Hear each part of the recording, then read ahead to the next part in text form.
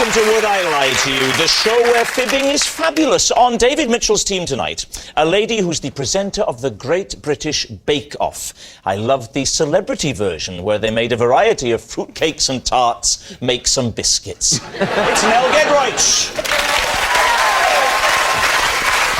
And a presenter who, like me, has been in Nicole Scherzinger's house. But unlike me, he was invited. From the X Factor, Dermot O'Leary. And on Lee Mack's team tonight, a man who, when he played rugby, showed a beautiful left foot. And when he danced on Strictly, showed two of them. From A Question of Sport, Matt Dawson.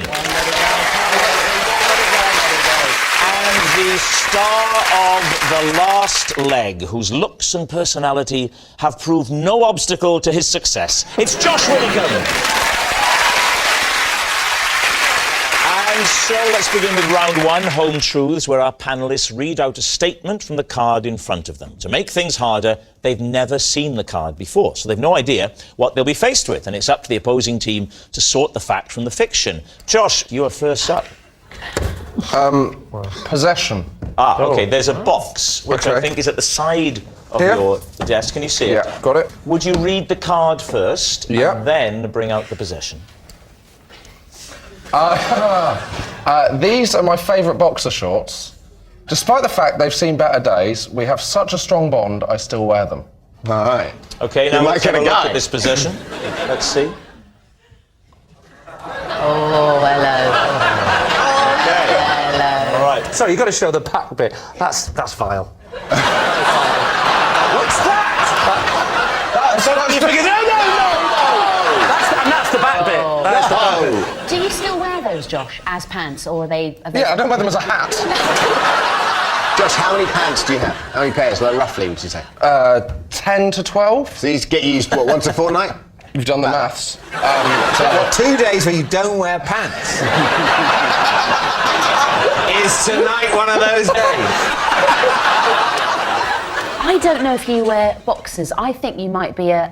Briefs guy. Briefs, is that what they're called? Oh, that is... You're young, you're quite trendy, the hair's forwards, which to me says you're quite trendy. Don't listen to her, Matt.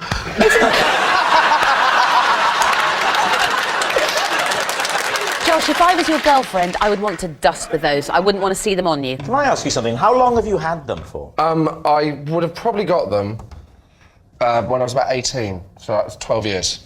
Explain the bond you have with these pants. Why? Yeah. It's nothing personal. They haven't got any specific memory, but I just don't like wastage, really. And they're still perfectly usable. No, they're not. The frightening thing is, if they're not Josh's pants, whose pants are they? Well, Josh, would you help us out here by perhaps just slipping into them so we could get an idea of the fit? Yeah, I would. Get them on, get them on, get them on. This is what William chants at me in bed. Josh, maybe around here somewhere would be nice. Here? That's going to be a good spot. Yeah, I mean, obviously, I'll take my shoes off. You see, look, he doesn't seem au fait with the mapping of them. It's not like you get familiar with pants and it becomes a second nature. He's not at ease with those This is pants. genuinely one of the lowest moments of my life, by the way. Just so you know. If I had a penny for every time someone said that on this show. So, oh my God. I suppose all you can do now is pray that it's edited sympathetically. Which, in all honesty, is unlikely. Josh, my love, that waistband is a good 2 inches too big for you. If you feel the elastic, Mel. Come on. Mel, you don't have to touch anything you don't want to. If you feel the elastic, then it's kind of gone a bit. Right, I'm going to do something slightly sinister. I've been dreaming of this since late lunch. I'm not going to look, come closer, love, come closer. Yeah, there's a whole finger. That's not a finger. All right, just take your shoes and please go back to your seat. I feel like I've been thrown out of a pub. Take your shoes and go. David, it's time to gather your thoughts and ask yourself whether or not Josh is telling the truth. I think, Mel... Yes, my love. You're strongly of the opinion that those are not Josh's pants. He did not seem at ease when he was touching... Intimidated by the pants. He was intimidated. Yeah. He was. I agree with you that there's a stylistic clash between Josh and those pants. I'm not buying it. There's no anecdote. There's no, I kept these when so-and-so up with me. If he's going to keep a pair of pants that long, you've got to be through some good times and, by the looks of it, some bad times. So, what are you thinking then?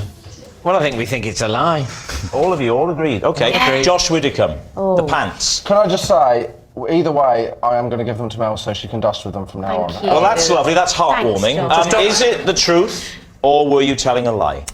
I am ashamed to say it's the truth.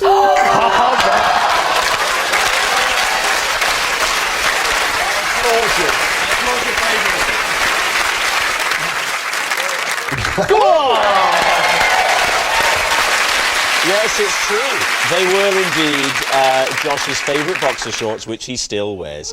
Mel, you're next. I once had a snog with one of the people here on Would I Lie to You Tonight? Whoa! One of us 6. Yeah, 6. You. Hang on a minute, I'm here as well. Yeah, 6. It's going to be me. She didn't snog herself. Oh, that's true. That's true. That's true. Oh, God. Oh, my word. I think my poor grasp of mathematics has never been more cruelly exposed. So one of us 6 people. Why am I saying one of us 6? I know it wasn't me. One of them 5. Was it you? It's true. No, I'm Spartacus. You see, I It's genuinely... very awkward if all 6 of us have snogged. But she could only remember one. If it's true, will the person remember, or is it like a drunken thing, or...? I don't know if they will remember. This is getting awkward. If this is true, this could be very awkward. I don't know. How many years ago? I think it was in 98, so 15 years ago. Just a snog. Yeah. Oh, it's going to be David at university, isn't it? Why, did they go to university together? They're both Cambridge, aren't they? We did. Yes. And were you in the same...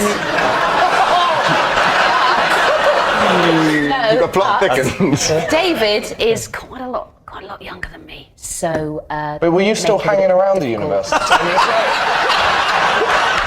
trying to prey on freshers in Freshers Week.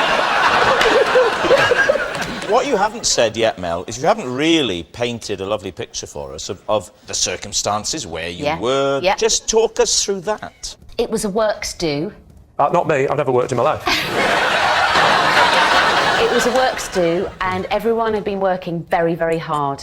It was a long series, and it was the end of term party. Stop End of looking series at me, Mel. party. What was the series? It was the England rugby team 2000. Was it a test series? It was a show back in the late 90s. Was it Late Lunch? It was called Late Lunch. So the show you did Late Lunch, was the person you kissed a guest on the show, or were they a regular on it, or...? No, we were colleagues. This is a totally new type of round. This is... You stop trying to work out whether it's true or not. Just who it was. Who was it? Wait, who was it that you kissed? Was it Rob?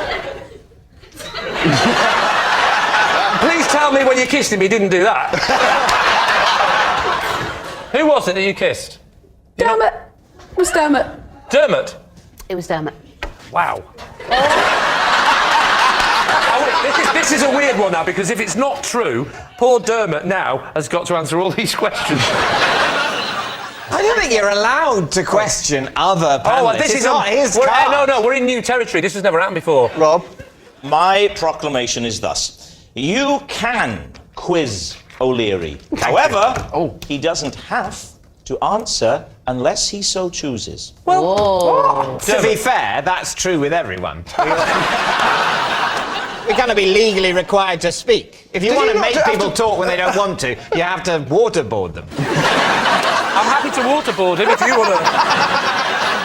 Mel, what was Dermot doing in this show? Dermot was the guy responsible for getting the audience in. Has Dermot said if he remembers this? Dermot, do you remember this? That would scupper my team's chance. I can't answer that. Yeah, oh, that's handy. You mean no? So you were working on... I was working on line. What was your position? I was, I was sort of audience researcher, so... Oh, that's handy. Just what she just said, yeah? Were you in a relationship, or is it OK to push you on this? I'm not sure. You said at the time, Dermot, that you weren't in a relationship. Oh, well, he can't have been there. Yeah. OK. So what are you going to say then, Lee? What are you thinking? That's an interesting one, this, isn't it? What do you think? It feels Plausible. like... Do you think? It's plausible. It is It's plausible. definitely plausible. But I just think O'Leary's been too kind of reticent on the details and the facts. Yeah, but he could be awkward because he doesn't remember, or he remembers very well and he's trying to play for his team. Gentleman doesn't tell. I think it's a lie. You think it's a lie? Based on O'Leary. Matt, what are you thinking on this? I'm not sure. I don't think the dates fit. Lie. Well, go with lie then. You're saying it's a lie? I think it might be true, but I'm going with my team and saying lie. Mel, it was a wonderful, wonderful tale. Was it true, or were you telling a lie? Well, Rob, gents, Dermot, I was telling the truth.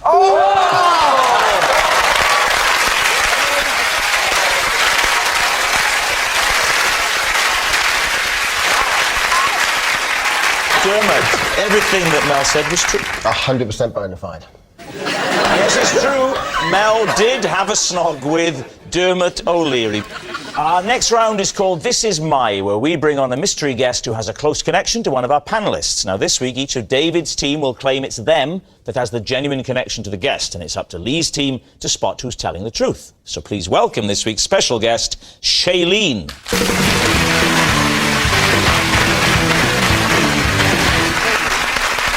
So, we will begin with Dermot. Dermot, what is Shailene to you? This is Shailene, and I asked Shailene out 156 times. Mel, how do you know Shailene? This is Shailene. When we were kids, I cut her hair to plump up the stuffing in my teddy bear. There we are. Finally, David I want Mitchell. that to be true. I want that to be That's true. amazing. How do you know Shailene, David? This is Shailene. She is the swimming pool lifeguard who talked me into letting go of the diving board I was clinging to after I panicked mid-boing.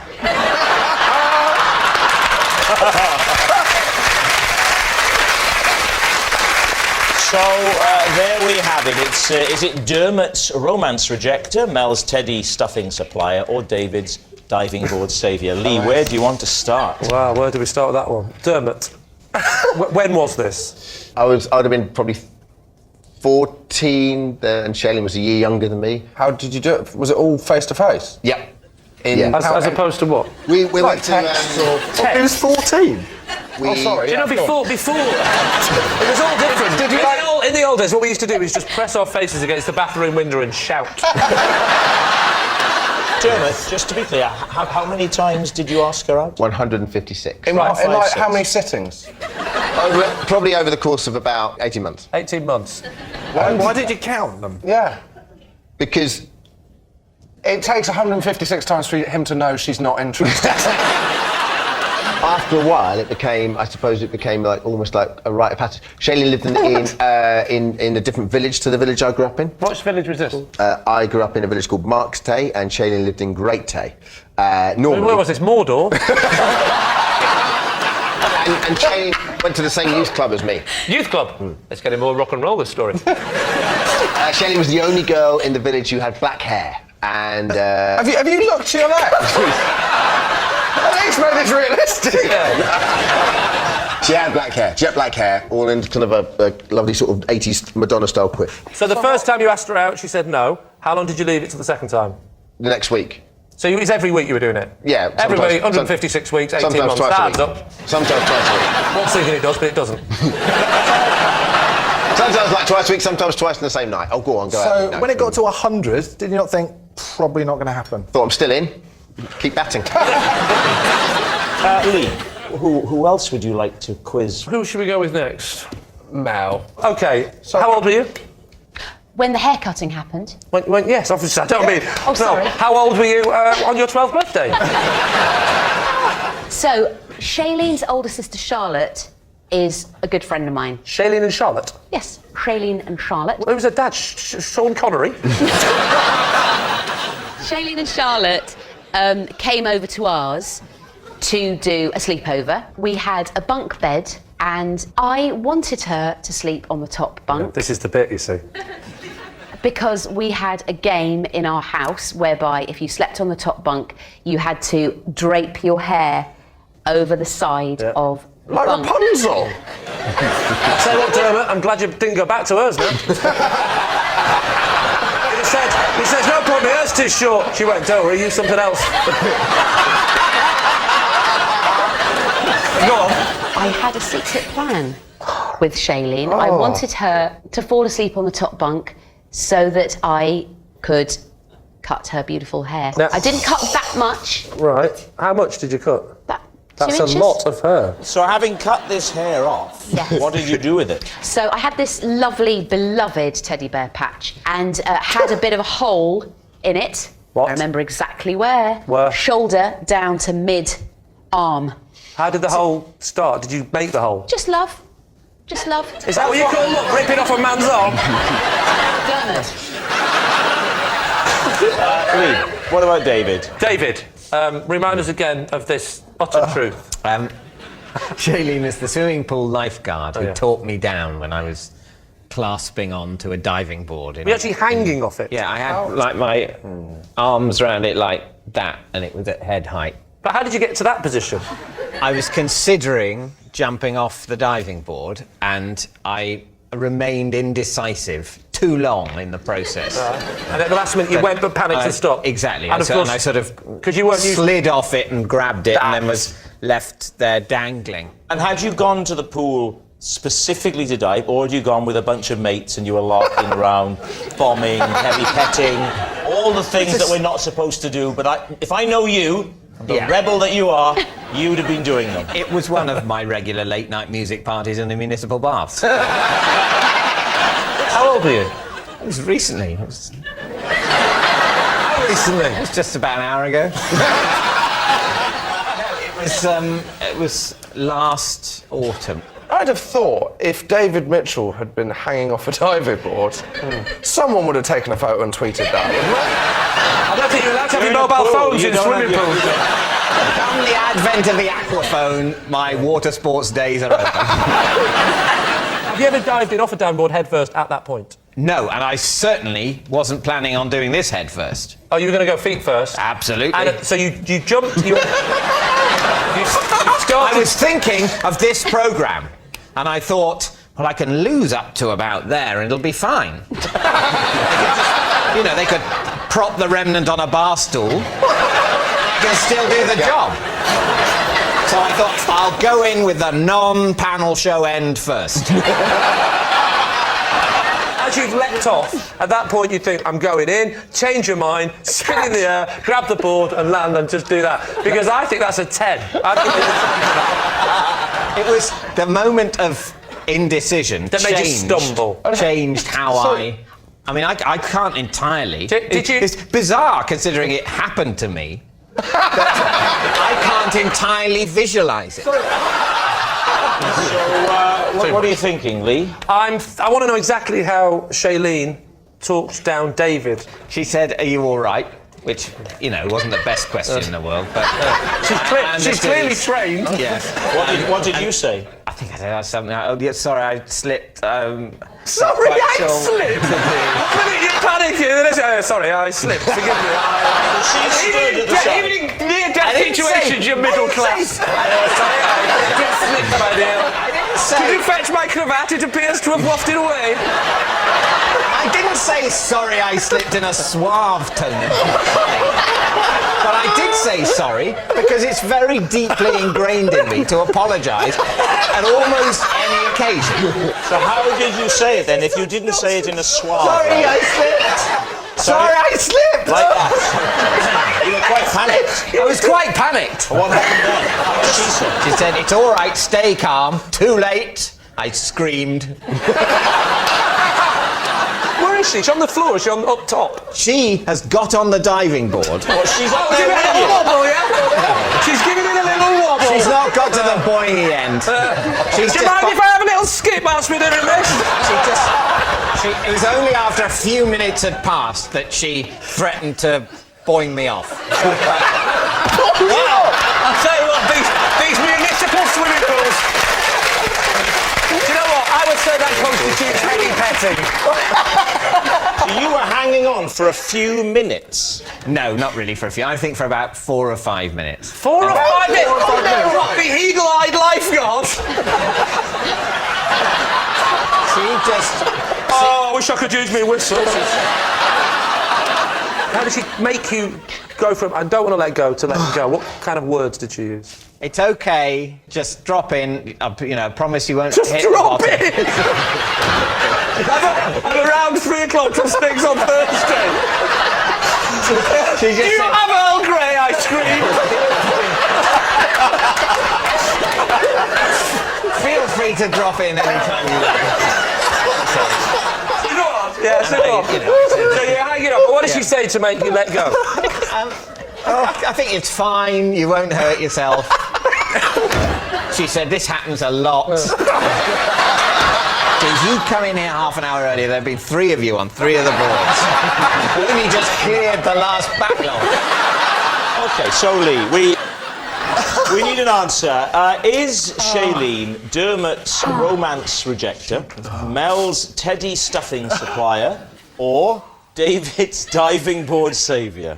What do you think? David had to hang on to something for 4 or 5 minutes. That's a long time to hang on. You couldn't hang on that long. Dermot said she had black hair. 156. There's a lot, isn't it? It's a lot, and it's a very specific Yeah, it's number. too precise. I think Mel. It's got to be Mel. You think Mel had Mel? emotion and feeling. You say Mel? I would go say Mel. I'll go with the team and say Mel. You're all in agreement. OK. Shailene, please reveal your true identity. Hi, I'm Shailene, and Dermot asked me out 156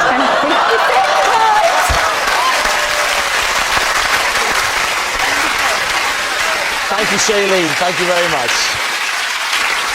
Which brings us to our final round, Quickfire Lies, in which our panellists lie not only through their teeth, but against the clock. We'll start with... It's Lee. At school, I was given the nickname The Charmer because I was the only one who could console the school snake whenever it got agitated. David and team. So, what type of snake was the school snake? It was, do you know what? I genuinely can't remember what type of snake it was. I could describe it. Go on. Go on. Legless. It was about so big. What was it called? I think it was called Sammy. You remember its name but not its species? Well, I'm like that with women. Grass snake rings a bell, I think. Why did your school go for a snake as opposed to like a mouse or some such? Oh, it had a mouse as well, but it was in there with the snake. What was in the tank other than the snake? It was open plan. There was an area in the corner where he used to sleep. We used to call it the bedding area. What was there? What was there? What was there? Never mind what he used It's to like do an ordinary there. bed, but it's just a lot bed was longer. there. A lot longer and a lot thinner. Very long and thin. Extremely hard to tuck in at night. They're all there. By the time you'd done one side and gone round the other side, this side had come up again. You'd be there forever. It was Very long, thin. Very long, thin mattress. bed. Very long, thin mattress. This wasn't one of those snakes that likes to sleep curled up. No. It likes to stretch out. Oh, right out like that. Why did the snake need charming? Was it a particularly aggressive snake or...? It used to do this little thing where it used to raise its head up and sort of shake its head like that, left to right. Like that. Yeah. And I said to the teacher, what's that? What's he doing that for? Oh, so you were taught in the same room as the snake? Well, no, we went to different lessons, but in one of the classrooms. This was during snake studies. Well, that's what the PE teacher called it. So I said, as well as the other kids, we were saying, what does he do that for? And the teacher said, that is a sign that the snake is getting agitated. And I said, I bet I can stop that. And I lifted off the thing, and I just went like that, and I stroked the back of its head as a joke, and it stopped. So you can't demonstrate it on a snake. But No, I can't. But Matt is there. I mean, what if Matt... what if Matt were to be a little agitated? I wonder if employing the same methods, you could calm Matt?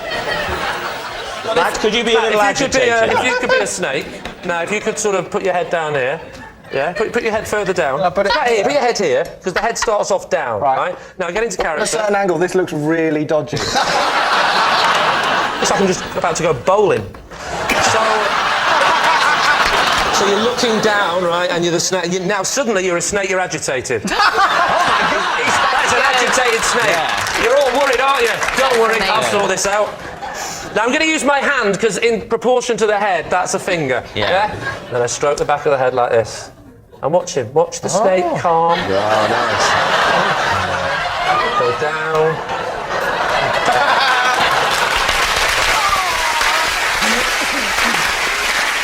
So what do you think then, David? Lee claims that his teacher called him the Charmer, and that's the nickname that stayed with him. I'd have got murdered at my school if my teacher would have said, you're the Charmer. That's it. There's so much of that I've got a problem with. That thing, I think there was a grass snake. So not my nickname. Time for a decision right now. I think we think it's a lie. You think it's a lie? Ali, the snake charmer, were you telling the truth or were you telling a lie? Well, actually, it was a lie. Yes, it was a lie. Lee wasn't nicknamed the charmer at school because he was the only one who could calm the school snake. And that noise signals time is up. It's the end of the show. I can reveal that David's team has triumphed 3 points to 1. Oh, right, yeah.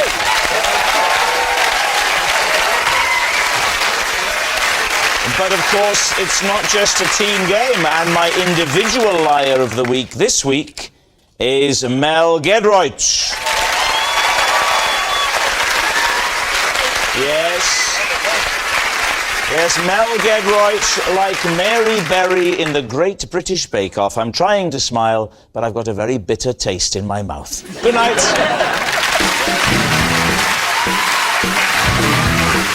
Have I got good news for you? Alexander Armstrong takes the host seat next on BBC One.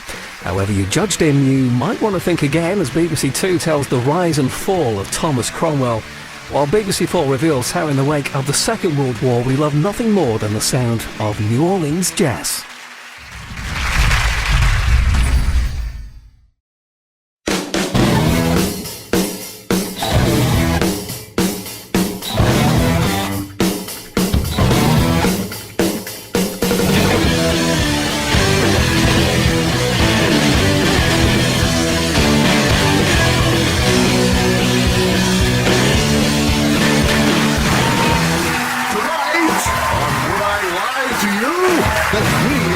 Davina McCall, the Prince of Non-Fiction, Dave Gorman, and their team captain, David Mitchell.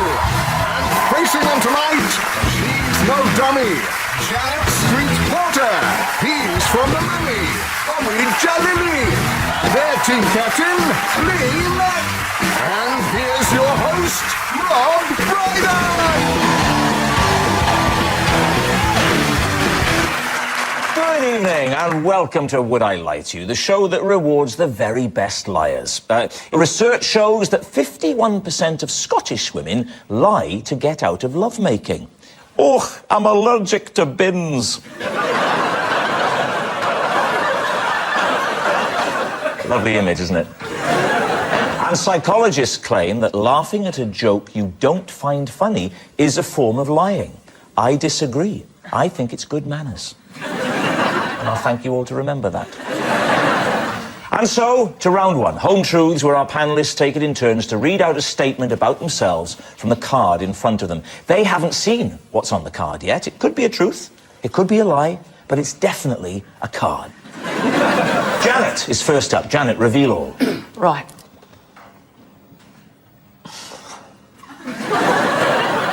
I wrote my will on a bit of cardboard when I thought the plane I was in was about to crash. Oh, there we are. I know, but certainly, yes, she was, I'd say, trying to make it look like she was amazed by the ridiculous thing on the card. Like that. But maybe she was amazed by the ridiculous thing on the card, because I imagine if a plane crashed, one of the things that would perish along with the humans would be the cardboard. So, Are you asking me to comment well, on that? I think he's just suggesting that you should have written your will on the black box. Yeah. I mean, that's logistically impossible. Are they locked in their cabins now? Oh. Sorry to argue with you. No, you see, I don't think that the black box solution was workable either. Okay. I think when they talk about when they find the black box, what they do is it's a recording they play rather than say read what's written on it. What do you mean I could have got in the pilot's cabin and just screamed my will at them? You could have actually gone on the radio and say, never mind, Mayday, Mayday, take this down. Was it cardboard and not paper?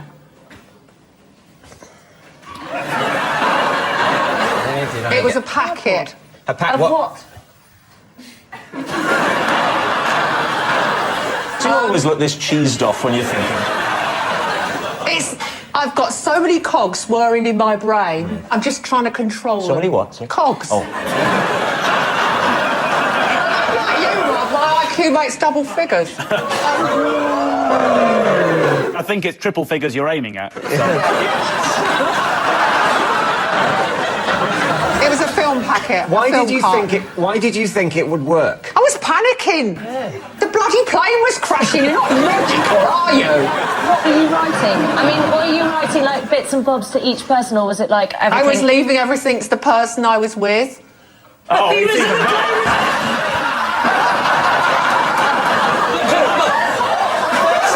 my side. Don't mess it up. I know it's lawyer. Everything has to come through me. All right? So presumably it didn't crash because thankfully you're with us and, you know... No, we thought it was going to crash. Yeah. And the plane had problems with the landing gear. Well, David, you've heard a fair old testimony Well, here. I don't think... Janet doesn't strike me as a She will do moron. by the end of the night. All right. And I think to write a will on something that will burn more quickly than you will is a moronic act. But the only thing that worries me was the beginning when she looked at it. I felt double that bluff. she was acting. Yeah. When you're thinking all along, she knows exactly what she's reading because it's the truth. I think it was a bit double bluff at the beginning. I think it's probably true. Yeah. And you're leaning I towards think true. it could be true. Yeah. Well, I mean, I just don't think it is true, but I'm happy to be outvoted. We think it's true. You say it's true. Janet, is it fact or fiction? True. Oh, yes, I was right.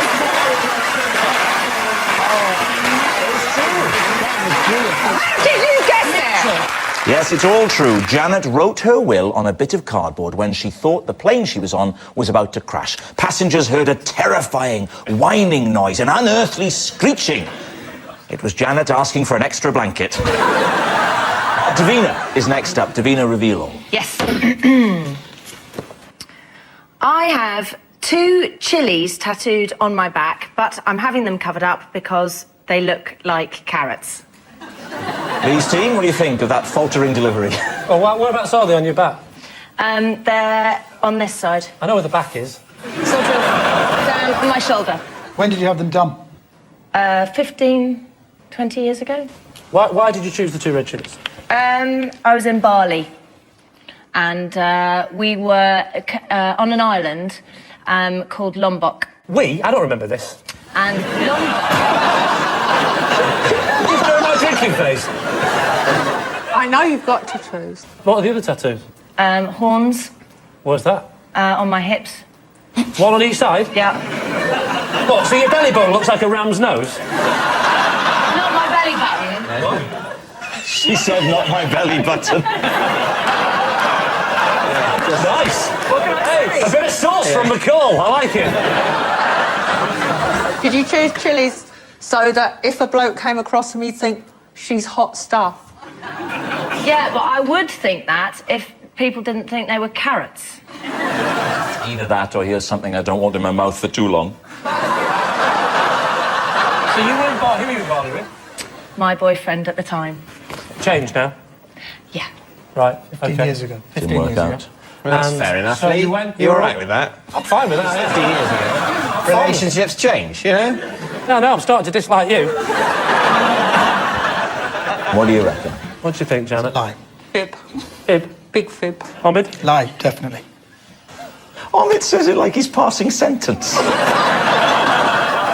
actually think it's true, but my team think it's not true. And who am I to overrule her?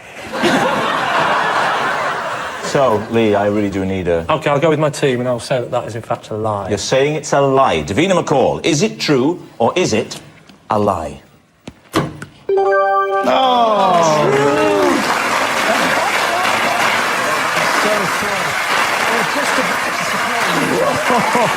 Let's have a look then. I need somebody to help. I'll do it. Carrots, well.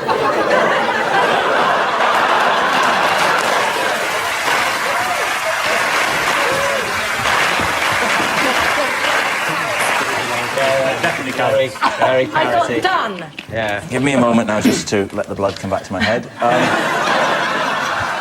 Yes, it's true.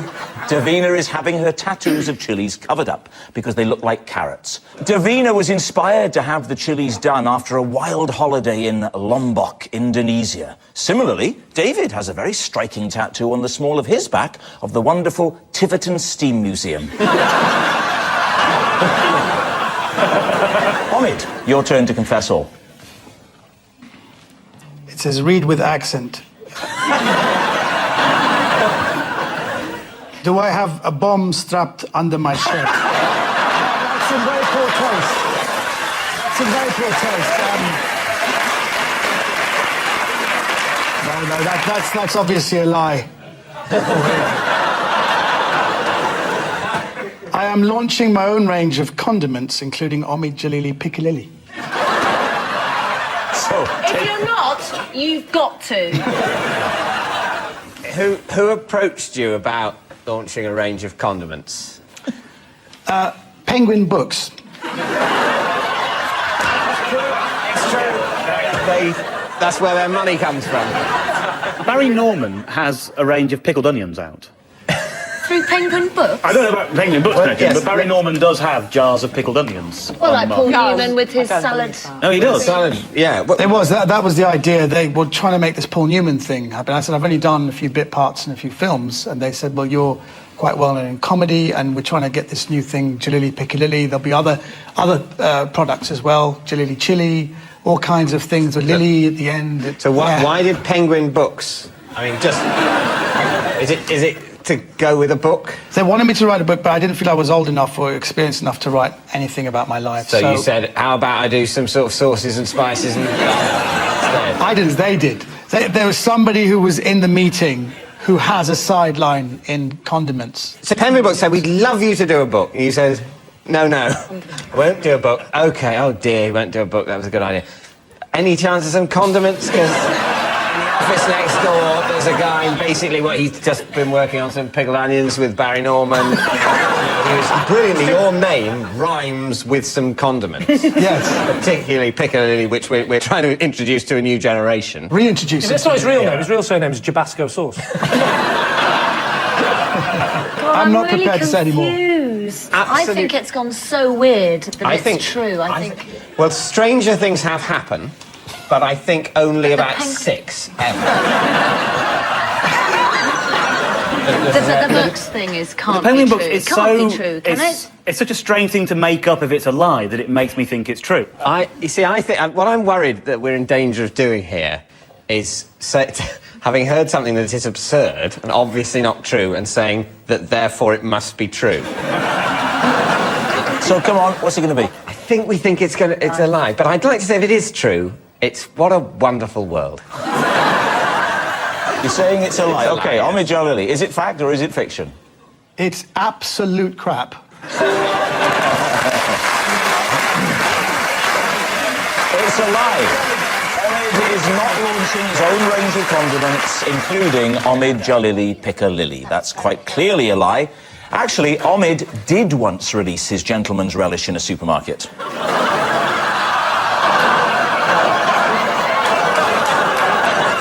To this day, he's banned from Asda.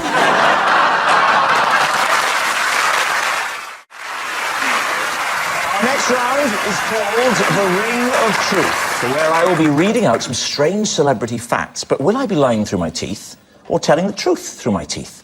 Lee's team, take a look at this. Seems to me that it's highly likely that pigeons, like any other sort of bird, are gonna have regional accents.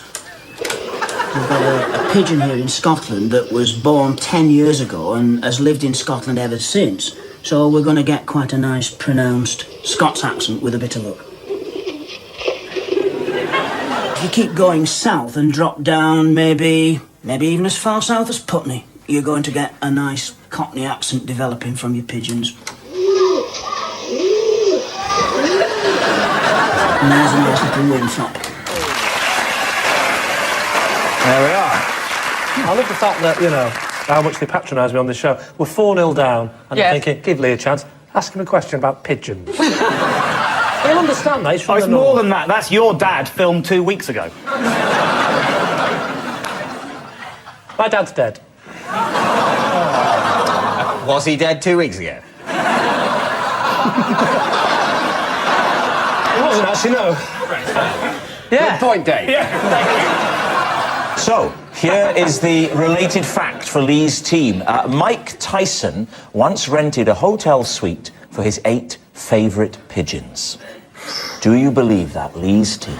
It's been well documented that Mike Tyson breeds pigeons. So they have their own suite? Yes. What if the pigeon, like, called down for room service? The woman on reception must be going, it's just a dialing tone. This is a world in which the pigeon has lifted the receiver and pressed the button for room service. He invited several journalists up to his hotel suite where the 8 pigeons were perched on the wardrobe in the bedroom, and he said to one of the journalists, "Be careful where you sit." Well, that's the other one. That's that British one. That's Chris Eubank. Chris Eubank, yes. It's a shame it isn't about Chris, because I can do a very good Chris. Really good. I know, it's such a shame it's about bloody Tyson, isn't it? Do the same thing. Teddy Wogan, do Teddy Wogan. Oh, be careful where you sit. Franz Ferdinand.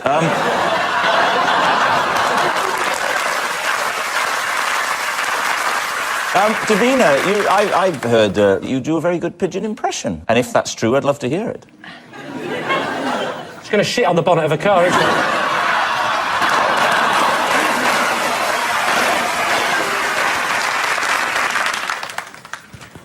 I'm impressed with how you're centering yourself. Oh, sorry. Spoke over it. Again, do it again. That's great. Oh, lovely. Well done. There we are.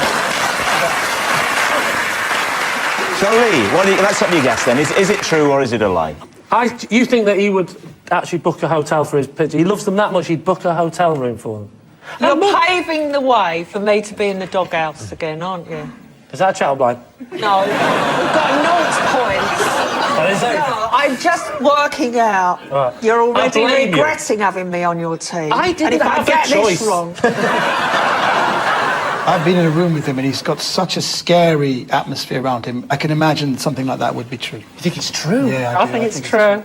I don't think it's true, but You're I'm going to go with saying my true. team again. The team So is- far, the track record has been brilliant. The team is saying true. It's true. Mike Tyson did once rent a hotel suite for his 8 favourite pigeons. Which means at the end of that round, it's David in the lead by 4 points to 1. Our next round is called This Is My, where we bring on a mystery guest who has a close connection to one of our panellists. This week, each of Lee's team will claim it's them that has the genuine connection to the guest, and it'll be up to David's team to spot who's telling the truth. So please welcome this week's special guest, Sadie.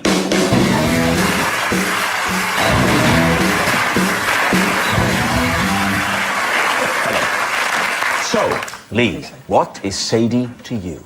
This is Sadie. She's my children's nanny, and the first time I met her, I ran over her foot. Okay, Omid? This is Sadie, and I employ her to massage my dog. And that's not a euphemism.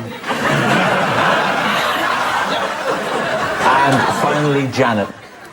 Sadie came to my 60th birthday party, pretended to be a waitress so she could lick Daniel Craig's plate. So, there we have it. David's team, where do you want to start? Can I just check? Do you know Lee? Have you been to his house? I can just about remember his name. Do you know his nanny? No. Okay. Because if I knew Lee's nanny, I'd either have gone, that's Lee's nanny, or that's not Lee's nanny. She's so my, no. hang on. She's my children's nanny. I'm not a complete moron. She's not my nanny. Now, this running over the foot business, that was the first time you met her. Correct. And the circumstances were? I was in the car.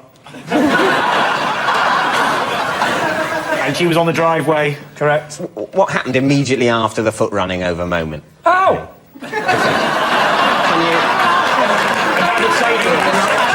Can you roll that forward? Ow! That was my foot!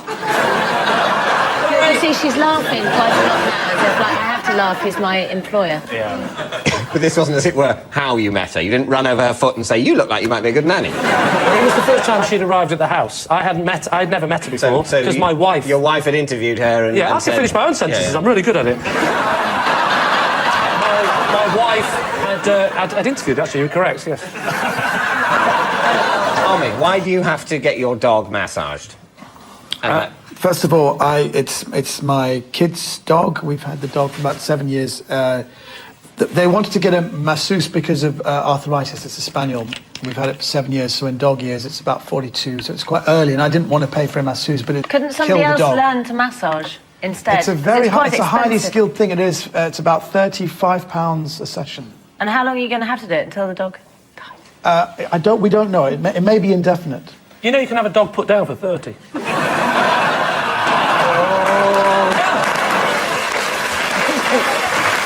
Janet, can I just check? Sadie came round to your house. She pretended that she was a waitress. She wanted to lick Daniel Craig's plate, and you didn't just chuck her out and go, you are completely weird, you're leaving. No, I don't care. She was there not was a lot of people at the party, and Sadie was at the party. Daniel Craig was at the party. Sorry, so Sadie was invited to the party? Yes. The waitress act was in order to gain access to the plate? Yes. So what she did is instead of approaching... I didn't go through the ins and outs of it. Because it was my bloody birthday. I was getting trashed. I was having a good time, like anyone ill tonight would do. You know, Right. just because you're 60, love, doesn't mean you can't, get off your trolley. The question is, why do you think that Sadie, instead of using her position as a party guest to talk to Daniel Craig, which is legitimate in a party, I think you'll agree... Go on, You're really getting on my wits now. Do you want some? No. Have you met anyone famous in your career? Really famous? If you met Daniel Craig, could you actually speak? No. There you go. She's right. Answer.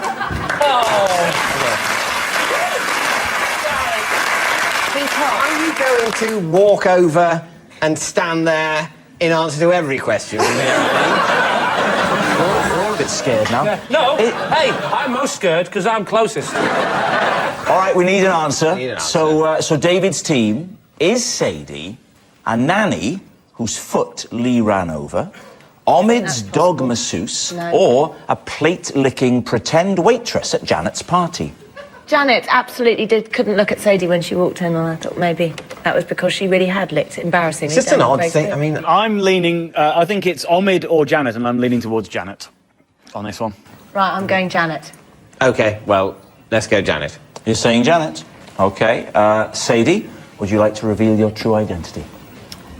Yes, I posed as a waitress. Yes, I cleared Daniel Craig's basement. And yes, I licked it clean. Can I just say, Sadie, that you sound very broad-minded. Sadie, ladies and gentlemen.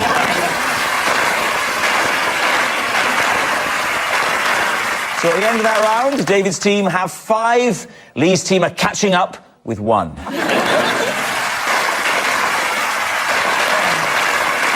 Which brings us on to our final round that we call Quickfire Lies. Lee's team are currently way behind, so they need to make a comeback, starting with... David Mitchell. Right. The screensaver on my phone is a photo of my living room carpet. You've got a mobile phone? Yeah. Bloody London for you, eh? Lee, is he telling the truth? Well, if anyone's capable of this. What colour is the carpet? Sort of, a very bright beige. The fact that you thought beige might be boring, I'll jazz it up a bit. Why would you do that? Why would you take a photograph of your carpet? Well, I've got a mobile phone which is the same model as a phone that many people have. Yes. And I needed a way of distinguishing it from other people's. You know, it might be left at a table in a meeting and then you pick it up and go, oh, yes, I immediately recognise that because it's the one with the Picture of the carpet. A beige carpet. He might have done it once I know, a long he's time done ago. something on that carpet. Oh, he hasn't, has he? Yeah. So he's got it in his phone. Not again! I told you, I'm looking at who's in it! So you think... Yeah, I think you've done something. You might photograph your carpet, but you wouldn't photograph a beige carpet. So what are we saying? True or false? I think it's false. False. You're saying it's a lie. OK, so, David, is it true or is it a lie? It is, in fact, true. Well,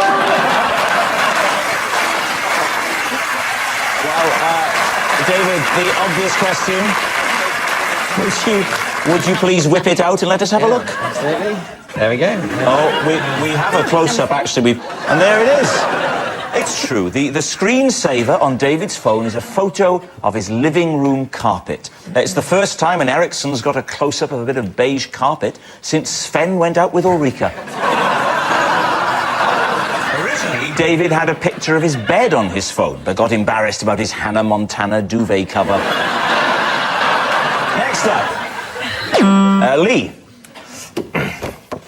Ooh, possession. Oh, right, you're going to pick the box up then from under the desk. Well, you say box. Oh, sorry, the tube, the tube. Yes. This is my wall map of the UK. I have marked every service station that I have ever visited on it. Oh, OK. I can so see him doing that. Yeah. This from a man who was criticising somebody else for photographing a beige carpet. Wow. Sorry, are they little stickers? Yes. Sorry? There are two colours of stickers. There are two colours of What do stickers. they represent? The orange ones. These are the orange ones, orange ones. Yeah. And I've also done blue ones. But why? Why? So I could differentiate between the two types of service stations. Why?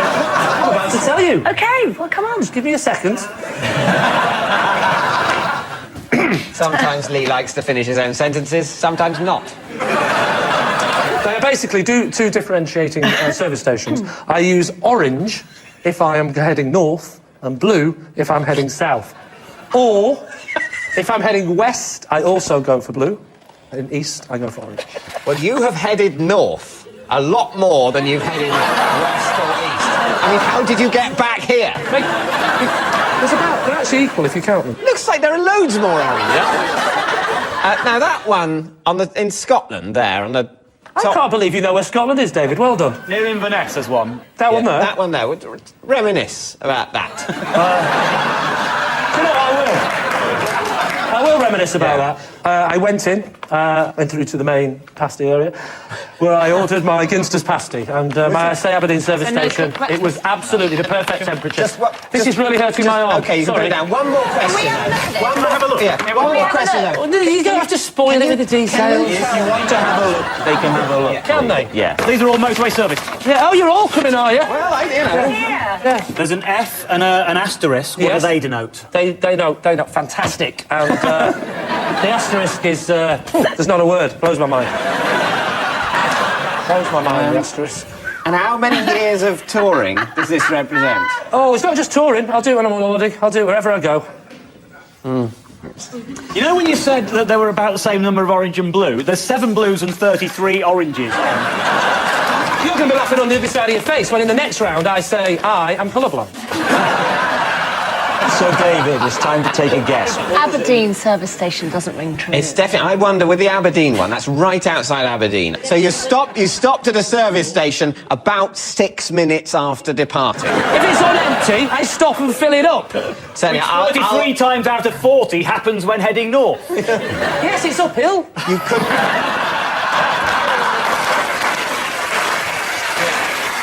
Lie. You're saying lie quite conclusively. Lee, is it the truth or is it in fact a lie? It is, in fact, a lie. It's a lie. That's not listed. Can I just say to the idiots that come up with these questions, as if it's not hard enough that I put little stickers on a map because I fill up and I like to get... They'll think, oh no, I could make it more harder. Well, I have 4 of them with blue on, 1 with an X and 1 with a bloody asterisk. I'm not supposed to do that. Why don't you just stick one in the middle of the Atlantic Ocean? There's the buzzer that signals the end of the show, and I can reveal in a very, very tight contest tonight. I mean, there's very little between them. David's team have won by 7 points to 3. But of course, it's not just a team game. And my individual liar of the week this week is Davina McCall. I'm pleased to say that you'll have another chance to catch Davina's best bits on Would I Lie to You's Little Brothers, Big Brothers, Extra Factor, It Takes Two, Big Mouth, Champion of Champions, The Aftermath. Good night.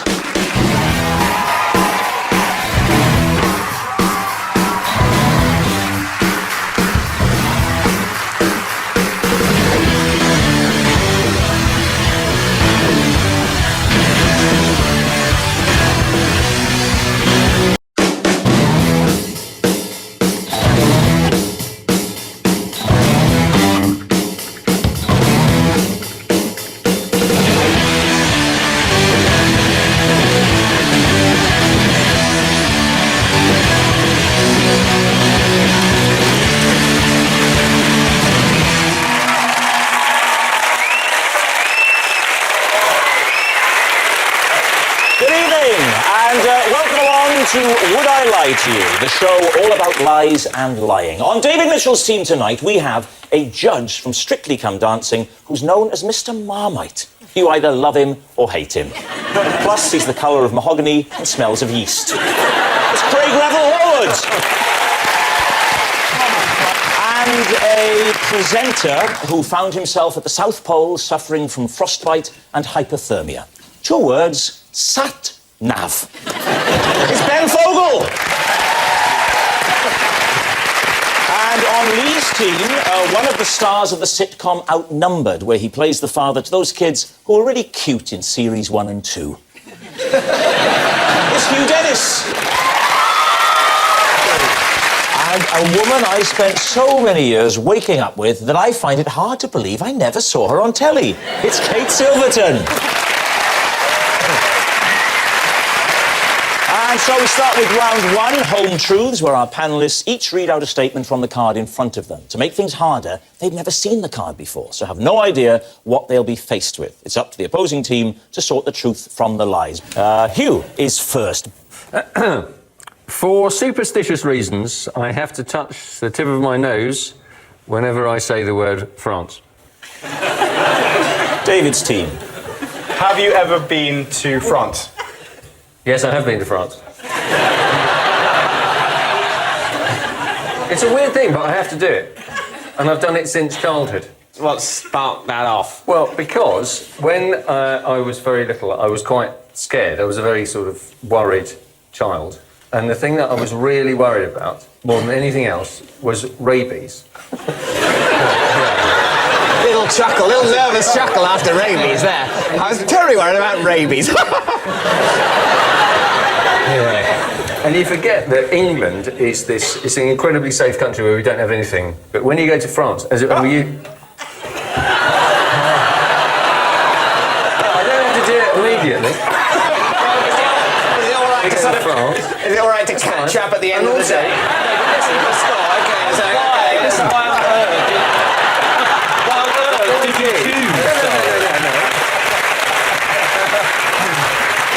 When I was a child, because I was so scared of rabies, and we used to go to France quite often, I thought that it would kind of ward off rabid dogs. It's one of those sort of weird childhood... How did you learn about rabies as a child, then? The hard way. I learned a lot about rabies, or as the French, and if I say French, I don't have to do it. If I say France, I do have to do it. but what the French call la rage, which is rabies, and I had just... I genuinely thought it would ward off, it would give me good luck. Because I'm slightly superstitious, that's all. So, what do you think? Truth or lie? Well, it's possible, but unlikely. I do think the one time you said France and forgot to touch your nose. And that's because I'm an adult, and I don't think it's plausible at all, actually. It sounds absolutely ludicrous, and I can't imagine anybody wanting to do it. We're not going to ask you to mark him, by the way. We're not going to ask you to hold up a number. You think a lie? I think it's a lie. You're saying it's a lie? We're saying it's a lie. OK, Hugh Dennis, were you telling the truth or telling a lie? I was telling a lie. Yes, it was a lie. Hugh does not have to touch the tip of his nose whenever he says the word France. Ben Fogel, you're next. OK. OK. I read it now, don't I? In an ideal world, you'd read it out loud. I was interrogated for 6 hours on suspicion of being a spy. Wow, where? Where? Sorry, it's the accent. Can you interpret for me? Where? For the postman in the corner. Where were you interrogated?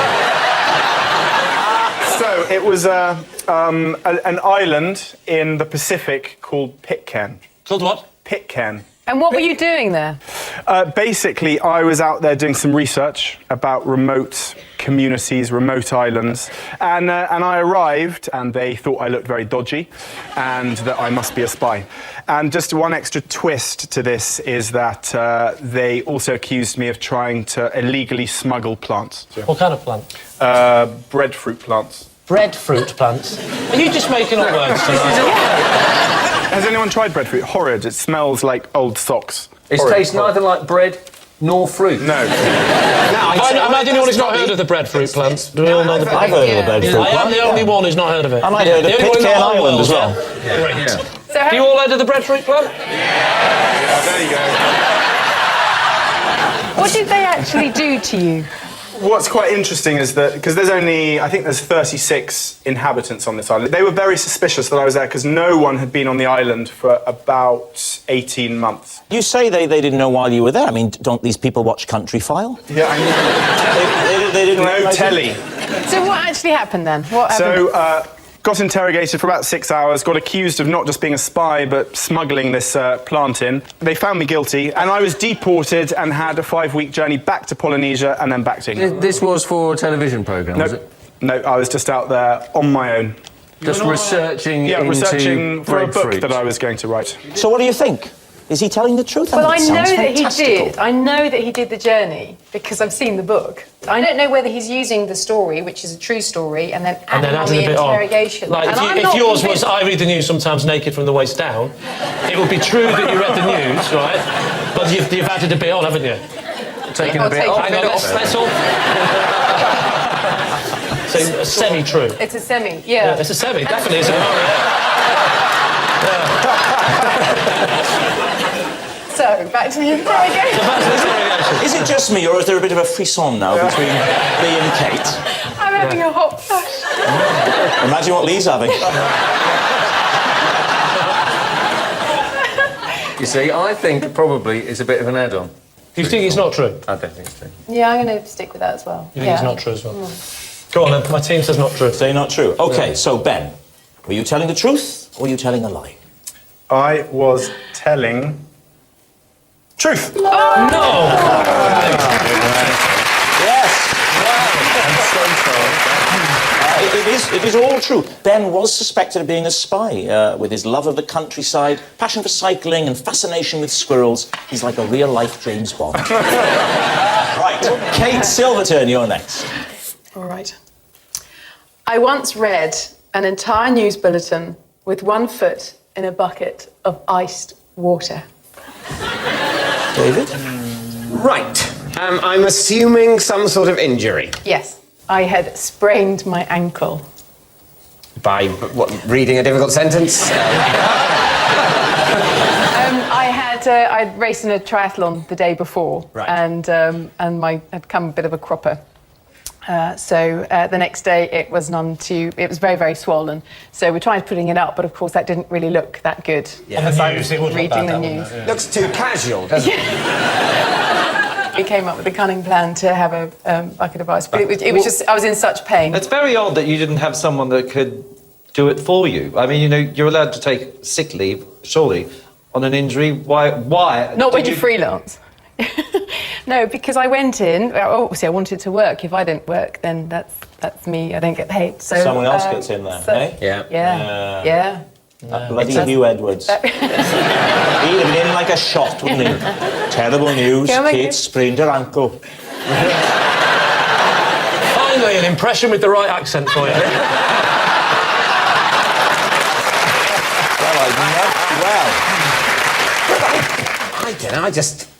I don't know, I totally believe that. I don't. The freelance thing. What do you mean? What do you mean, free? Why can't you be freelance? Oh, they're like a couple now, aren't they? Are you that Shut up, I'll deal with it. Were you that desperate for the money? Well, it was a 3-hour stint. It was on a Sunday morning, and you go in for 3 hours, and it's very, very difficult to get somebody else to cover. When did you do the injury, actually? On the Saturday, At what time? in the afternoon, like a 3 o'clock race. Oh, I see. And what part of the race was it? The running bit at the end. Where did you come in the race? Good Lord, it's like a slightly Camp Inspector Moose. Please take your guess. Is she telling the truth? Yes. Would you like to consult with your team? What do you think? I think it's probably true. What do you think? I think it's true. But Yes, true. It's true. So they're saying it's true. Kate Silverton, truth or lie? It is a lie.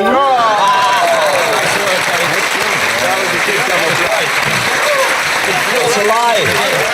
Kate did not read an entire news bulletin with one foot in a bucket of iced water.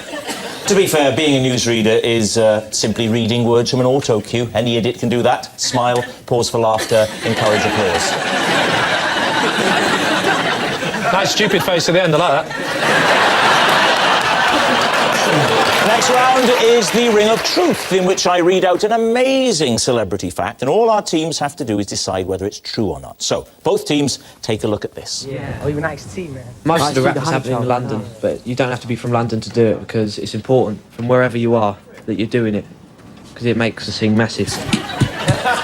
You sit in your armchair with your control for another channel. Would you sell your soul? Watch the box all day and night. Buy your own dish or satellite. Not me. You select your subject you want to write about by just watching the television or something, and if something is happening and it grabs your attention and you want to release anger about that, then you just write it down in a rap. MC, I just don't agree with Sky TV.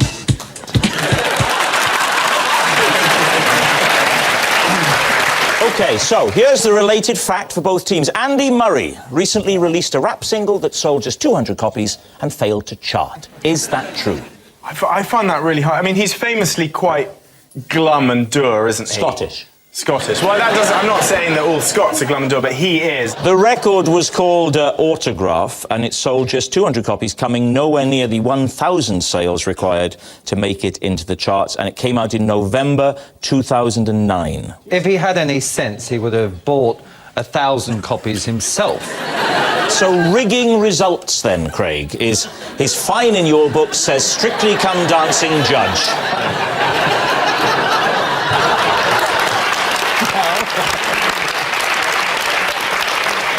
Do you know it? Do you know the rap, Rob? I've got some lines here. Here we go. During Wimbledon, it gets really crazy. My hand cramps up and my mind gets hazy. I sign and sign, but the line doesn't end. Wake me up tomorrow, let's do it again. Autograph.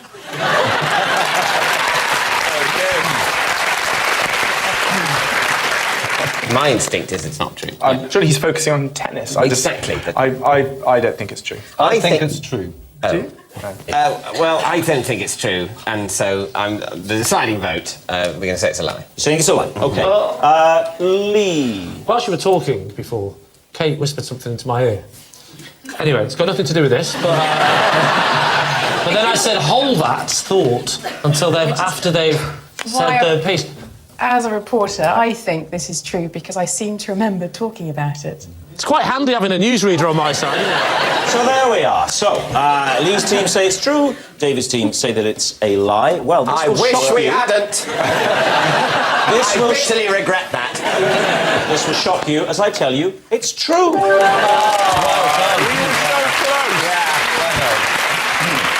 Yes, Andy Murray did release a rap single that sold just 200 copies and failed to chart, and we've got it here. During Wimbledon, it really gets crazy. My hand cramps up and my mind gets hazy. I sign and sign, but the line doesn't end. Wake me up tomorrow, let's do it again. Autograph. Autograph. Autograph. Craig, you were laying down some fat beats there, my friend. Thank you, darling. PHT, of course. Well, it's not my genre, but... No, that came across. So at the end of that round, David's team have 2 points, but Lee's team have 2 points. So to our next round, This Is My, where we bring on a mystery guest who has a close connection to one of our panellists. And this week, each of David's team will claim it's them that has the genuine connection to the guest. And it's up to Lee's team to spot who's telling the truth. So please welcome this week's special guest, Mike.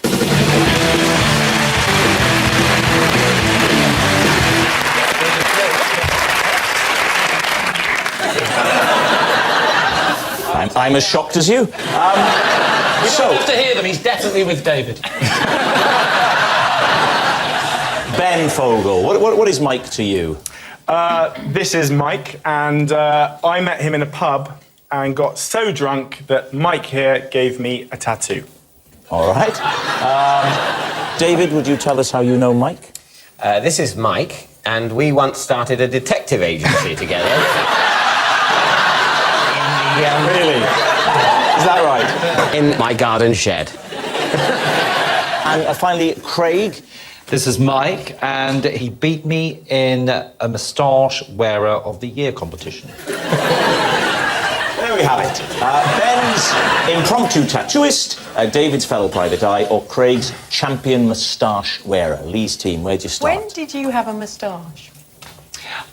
During a show I did called Spend, Spend, Spend, which was in 1999. I was the choreographer. Why did you enter it? I entered it with my friend Clifford, actually. Was he an enormous dog? No.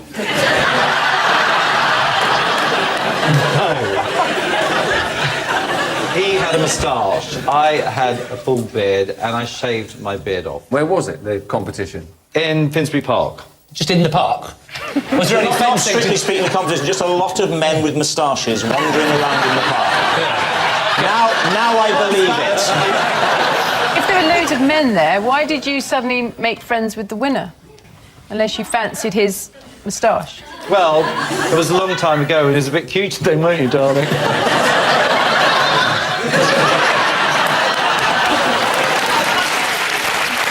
You know what? Please, can you stand up and go cuppa? Look, do you want to let's just Give it a whirl, darling. So let me. I'll do it for you. Oh, hello. Oh, now. Now I'm thinking he can carry that off. Yeah.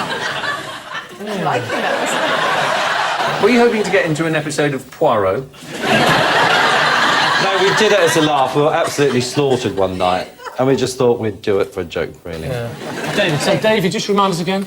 We set up a detective agency together in my garden shed. As children? Yes, as children. How old were you at the time? I was, I think, 10. And he was the same age? No, he was 13, I think. It's a bit of an age gap, I would have thought. 13-year-old men with moustaches hanging around 10-year-old boys. Did you say 13-year-old men? They're men as far as I'm concerned. What sort of cases were you taking on? I mean, what would be a typical case for you? Well, we followed a guy.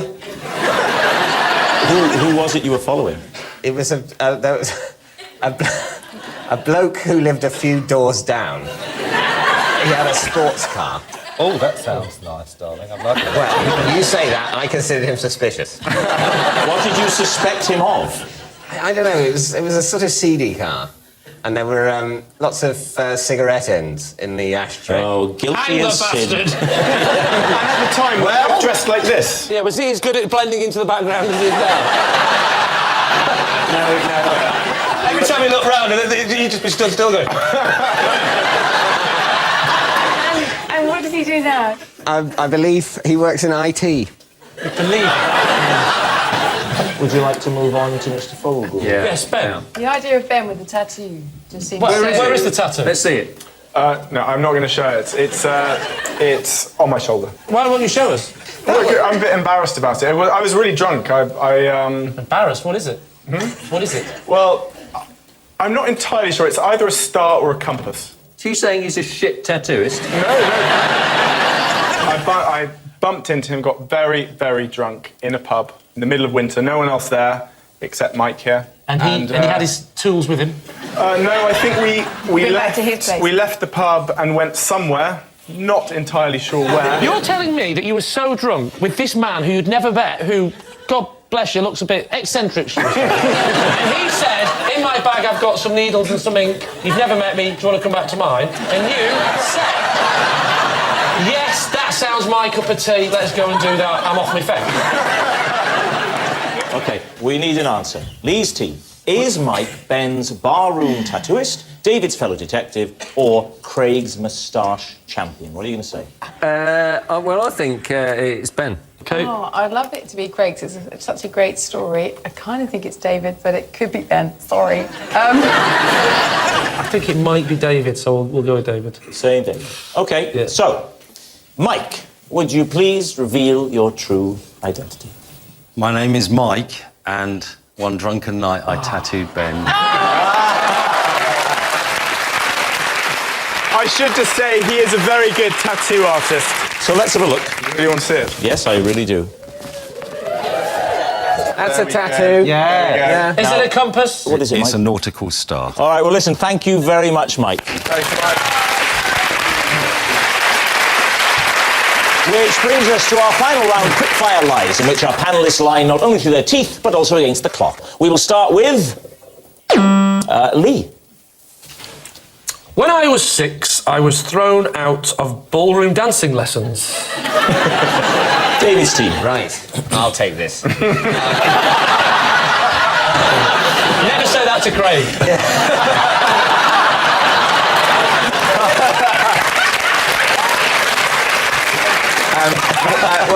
You were 6.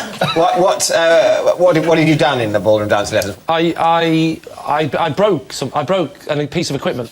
What equipment can you break ballroom dancing? I broke the machine that plays the music, the tape machine that plays the music. What? Well done. The machine that plays the music. Musictron, the robot, the friendly robot that ran the classes and would play the piano. I broke it. What dance were you doing at the time? I can't remember the dance, if the truth be known. So you can't do it now for us? You're absolutely right, Ben. OK. Lee, you said you couldn't do it, and under normal circumstances, but we've got a... Oh, Craig. I call him dancer. He can hold your hand and ease you into it gently. I'll show you how it went. OK. I'll show you how it went. Right. Now, I'm going to say this really slowly, so listen. I think I better lead. Now, it's arm up, like this, you see, and basically, the arm on the shoulder, the other lady, I sort of turned and then said, oh, what's that machine? And I broke the machine. That was roughly how it happened. If that's not evidence... So what are you going to say? What do you think? Truth or lie? I think it's an unusual choice, you know, for a 6-year-old. For a 6-year-old, but it's obviously... It was big in the 70s, though, because of Come Dancing. Come Dancing was a big show in the 70s. Yep. Before it was bastardised. So what are you going to say? It's a difficult one, but I think we're saying it's a lie. You're saying it's a lie. OK. Lee, truth or lie? It is, in fact, true.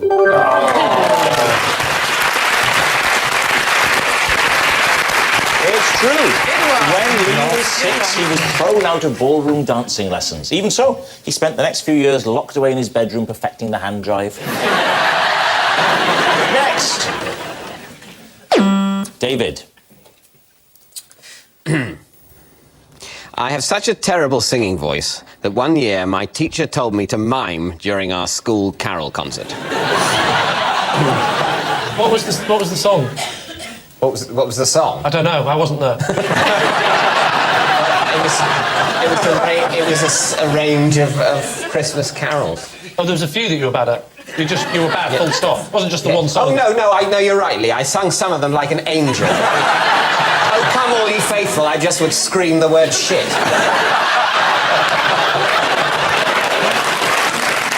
So what did she say this in front of everybody? No, I was sort of taken aside and said, look, you're finding this a bit difficult, aren't you? And it's putting some of the other boys off. So, truth or lie? Time to decide. It's kind of too obvious and too easy, so I don't know. No, you're thinking of me. It's a lie. I think it could be just a lie. I will say lie. The team says lie. We'll go with lie, yeah. OK. David, truth or lie? It is a lie. It's a lie. David was not told to mime during his school carol concert because he has such a terrible singing voice, sir. David's never been asked to keep quiet at school. Well, once. But out of respect for the gym teacher's career, we won't go into that. Next. Oh, me.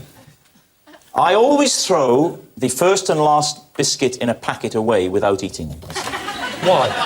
Because the one at the top, it started when the one at the top is crumbly, so I used to throw that. Often it's got crushed, and then can't explain why the bottom one. Do you mean you throw the bottom one away before you start eating them, or just when you get to the bottom one you throw it away? All right, here's the packet of biscuits, OK? Take the top off with the little bit of stringy kind of wrapping. Which actually reveals sort of 2 or 3 2 or 3 come away in it in a quite a satisfying motion. The third one is normally relatively unscathed by its experiences during transit. I take those, let me talk. I take them out. Suddenly I'm on Bill Turnbull's side. I take them out. The top biscuit is often damaged. I discard it. I then take discard it. What, throw it away? Throw it away in the bin. In the bin. Waste it. Or leave it all for the dog. I'll put it on the floor in the kitchen. Then at the bottom, because I'm taking them out to put them in the biscuit jar. Have you got a dog? Yes, I have. But he's not going to say no now. He's quite good at it. I've got a black lab. Oh, very good. Have you? So, where you do black experiments. Take the biscuits, I'm getting them out to put them into the clear Perspex Kellner jar, whatever it's called. If you're worried about biscuits getting crushed and misshapen and crumbly, why do you put them in a biscuit jar? Well, that's the safest place. No, it's not. A packet is like a car park for biscuits. It's all perfectly, isn't it? If you put them in a jar, you're going to get exactly the kind of problem you're trying to avoid. You think I'm putting them in the jar like this. I give my wife the jar at one end of the room. I then stand at the other end and go, you ready? That's not how I put them in here. You take them out one by one and carefully place them in the bottom of the jar like a maniac. No, David, I take them out and I slide them into the jar and they rest happily. What biscuits are they? Chocolate hobnobs, or ideally, the ones I don't have to do it with, because I only do it with the ones you take out, is the chocolate Leibniz, because they come in a box. They're usually unscathed. You've just said that you give chocolate hobnobs to your dog. Chocolate is poisonous to dogs. Have you not met his dog? Well, now you mention he wasn't a black lab when we got him. He was a golden retriever. So just to absolutely establish, you're taking out the biscuit, you're discarding it because it's crumbled. If it's not crumbled, you'll tend to throw it away, but not always. Then you'll slide them out like some sort of magician on your hand like that. You'll get the jar, you'll insert them in, unless it's a Leibniz, whoever the bloody hell they are. They go in, it comes off, there's one left, it's not damaged, give it to the dog that used to be brown that's now black. That is what you're telling us is what's happening in your house. You're mental, of course it's true.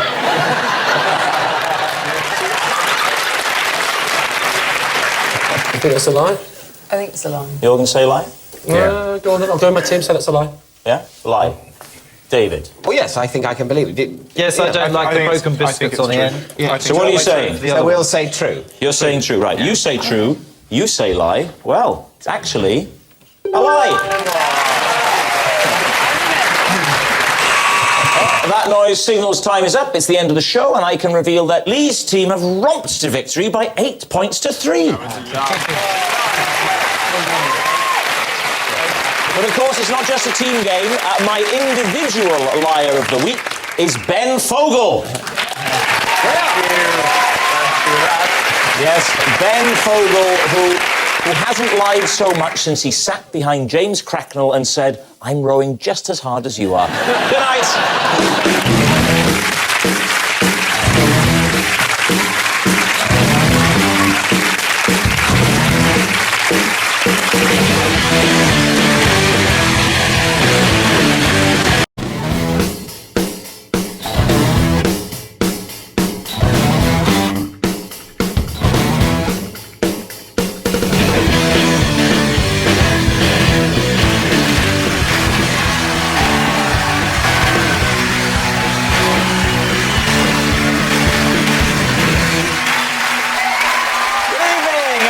Welcome to Would I Lie to You, the show with tall tales and tantalising truths. On Lee Mack's team tonight, an actress who recently played the part of Anne Boleyn. Very exciting, although, spoiler alert, she's not in the second series. It's Carrie-Anne Lloyd. And a comedian who, when he was on Celebrity MasterChef, arranged his herbs in alphabetical order. Where did he find the time? Probably next to the parsley. It's Aid Edmondson.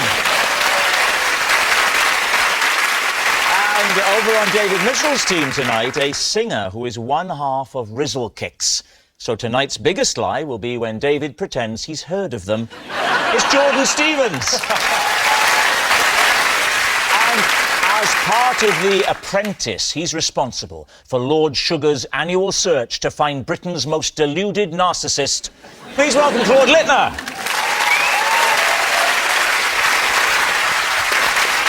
And so to round one, Home Truths, where our panellists each read a statement from the card in front of them. Now, to make things harder, they've never seen the card before. They have no idea what they'll be faced with. And it's up to the opposing team to sort the fact from the fiction.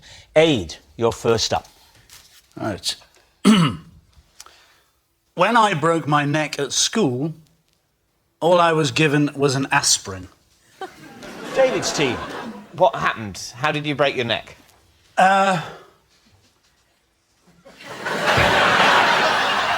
Don't worry, we can lose that pause in the edit. Yeah. As a young man, I was in the gym team. Right. At school. We were doing a display for whatever you do, Founders Day, something like that. I had to do a somersault over a box. A box? A horse. Yeah. A horse box. One of the wasn't that big? Yeah, right. Vault. Yes. So I jumped over one of those and was supposed to do a somersault, but I did 1.5. And landed on your head. He's very clever, isn't he? So what happened then, Aid? You came crashing to the floor. There was a very loud noise. Your neck breaking made a noise? Yes. Why wouldn't a neck breaking make a lot of noise? That's a good point. Wouldn't you scream anyway? I mean... But the noise would precede the scream. But on the way down, on the way to hitting your neck, presumably you'd be shouting out something like, "Ah!" No, because actually there's sometimes a delay before the pain actually arrives. Yeah, but there still might be alarm as you see the chances of you saving yourself from a neck it's in break. there, doesn't It's like people in an every- aeroplane that's crashing, they're probably screaming, and you don't go, "Well, you're fine at the moment."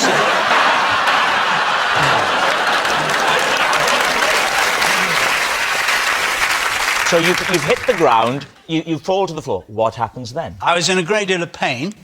Was there a gym teacher present? There was. He was Scottish. Yeah. Jock Watt, his name. No. That was his... You had a teacher called Jock Watt. So what did Watt do? One of the first things he did was he put out his cigarette. On the head of a nearby child. Yeah. Watt was there... Where? Because in the display... What was in the display? What? Part of it. We're quite small schoolboys. So there's a kind of teacher to catch you. Oh, yeah. Half catch you. Half catch. So somebody dropped you? You bounce over the thing and you sort of... Is that after he dropped you? Is that when he went...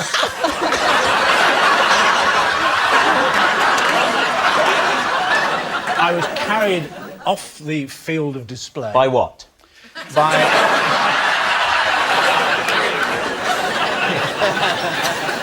And taken to the sick bay. where I was given an aspirin. So where was what now? I wish his name wasn't what. Why?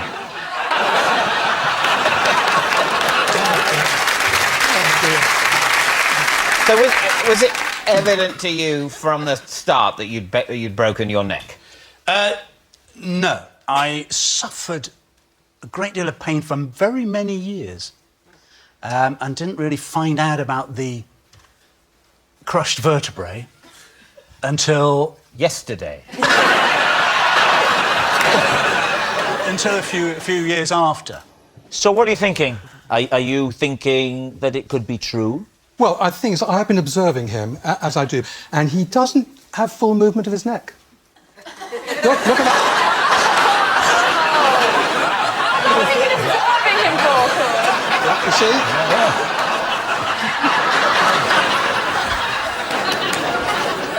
What do you think? I reckon it's true now because of the whole neck thing. Do you think it's true because of inhibited neck movement? I do indeed. We're going to say it's true.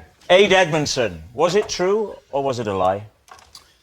It's true. Yes, it's true. Aid was given an aspirin for a broken neck. Cariad, Yes. you're next. I was sacked from my job in a call centre for repeatedly using different accents on the phone. David's team. Who were you in a call centre for? Who did you work for? I was working for Royal Mail. Royal Mail? Yes. And what sort of call do you get? Where's my post? It was a while ago, and you used to not have Google, and people used to ring for postcodes. What's your favourite accent to do? So obviously Welsh is easy, so... Would you do the accent of the postcode? So, yeah, that would... Sometimes you could do that. So, OK, I'll be the person who Okay. needs my postcode. OK? That does sound like a pre-Google phone, I'll give you that. Hello. Oh, hello. Bula da. I need a postcode, please. That's nice. Oh, are you Welsh as well? Dyma chyfrathu. Oh, nothing now, to be the Mair. I'd admire sitting at a panel like I got a moron to your left.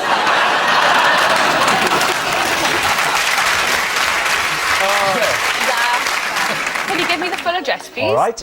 14 Mack Avenue. Oh, now where's that now? It's just round the corner from Success Street. 14 Mack Avenue, Deadsville, Nowhere Town. I'm afraid... Oh, it is in Wales. Oh, yes, that's very near Swansea. The postcode you require is S for Sugar, W for Wilson, 8, R for Robert, B for Bertie. That's a lot nearer Wimbledon than I expected. SW. Well, I wasn't always right. David, why don't you make an inquiry? OK. Hello. Well, hang on, you've got to ring her first. That's really good. The sooner this is privatised, the better. Hi there, hello, hi. Oh, I wasn't expecting to speak to an American. No, I know, it's exciting. I just came over here and I got myself a job. That's very good. That's Were very you working 9 to 5, by any chance? How can I help y'all? Well, I would How like... y'all doing there? You have a nice day? It's so hot here in London, I can't tell you. I'm sweating like a pig. Hang on, it's not one of those lines, is it? Yeah, it's real hot here. I might just get out of these hot days. In which case, at the other end, you'd hear, really? Oh, gosh, well, I certainly wasn't expecting that. So how did they discover that you were doing these voices? I didn't know, but they were listening in to check. For training purposes? And so they were listening in for a week on me. Look, I have as much of a sense of fun as the next man. But I hope it's not him. That's very disrespectful to your employers. They were paying me like $4.60 an hour, I think. Well, work more hours. Work more hours, save up, you could go on a cruise.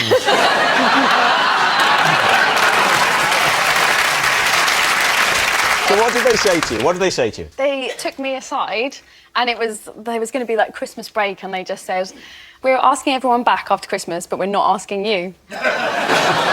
Should have said, "That's fine, Sugar, I don't even care." But So what do you think, Claude? No, you have to say it out loud. I think it's a lie. You think it's a lie? They wouldn't wait a week to fire her. I'd have fired her immediately. I think it's believable that you could be that bored in a phone centre. I'm leaning towards true. OK, you're saying it's true. Cariad, truth or lie? it's true. Yes, it's true. Cariad was sacked from her job for using different accents.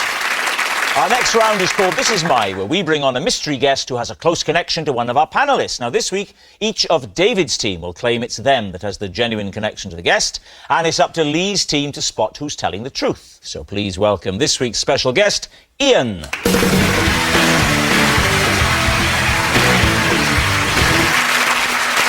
So, Claude, what is Ian to you?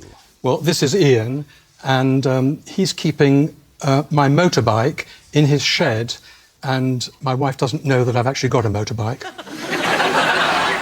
Jordan, how do you know Ian? This is Ian. We used to regularly drive to a field together and howl at the moon. And David, what is your relationship with Ian? This is Ian. He's the taxi driver who cooked me a fried egg sandwich on the engine of his car. So there we have it. Lee, where do you want to start? Well, we could do with one more, because none of them are sounding very convincing. So, Jordan, why would you bark at the moon? Because full moon, you know, like, that's what you do. Oh, so you would only do No, you don't. You would only do the full moon? Yeah, it'd be a full moon. Where would you do this? A field. How old were you? 4. My mum was there, and some of her friends. How old are you? I'm 25. And do you know how old he is? Roughly. 4. Just you had to glance there, Jordan, just 40? to check. 40. So he's 15 years older than you. So when you were 4, he was 19, right? What's your relationship with this man? He's like my mum's mate. Is your mum's friend, and so your mum would howl at the moon? Yeah. Why? Yeah, my mum loves the moon. In fact, sounds like you all love the moon. Yeah. My mum's name's actually Emma Luna because she likes the moon. Right. She changed her name to that? Yeah, I think she was called Emelina. And what's his name? Well, Ian... You want a minute to think? It's Ian Howell. Ian Howell? Ian Howell? Yeah. Ian Howell and Emma Luna. And did you have a moon-associated name at that time? I wanted one. But you weren't old enough to get your moon You hadn't name. earned your moon name. They just kept calling you son. You're not ready yet, son. How many people were in the field howling at the moon? I don't know, it was dark. How long are you doing this? How long are you howling at the moon for? You there How all long night? for? Yeah. Just until we felt better. Better? What was up with you? It's very therapeutic howling at the moon. But yeah, therapy for what? What was up with you? Well, you know, the month gets a bit like... Yeah, oh, you look at your hands, they've gone really hairy. Yeah. Yes. We're going to howl at the moon. I had quite a hippie upbringing, you know, it's just getting a one with nature. So it's getting in one with nature. It was a bit of a hippie... Feeling the energy. How long... We just had a thunder moon, actually. Very powerful. You've just had one? Yeah, recently. We have just had one. Yeah, we did. I haven't personally had a thunder moon. It's not like a moon. It's not like a dish. I had thunder moon last night, it was fantastic. Curry last night, I had thunder moon this morning. All right, who else would you like to question? Claude, why don't you remind us of Claude, yes. how you know Ian? Well, I know Ian because I first met him about a year ago, and he came to fix a leak in my house. In the course of conversation, he said that he's got a motorbike. And actually, I've always wanted a motorbike. Right, have you never owned one before? No, I haven't. OK. No. So you've never ridden one? I probably have on holiday, but not really. Right. What bike is it? What bike have I actually bought? Yeah. Well, I'm glad you've asked me that. It's called... I don't know how familiar you are with bikes. Well, let's assume he is. It's called a fat boy. Oh, good. Fat boy. It's a Harley Davidson. And when did you take your test? No, I haven't taken the test. That's why the bike's in his shed.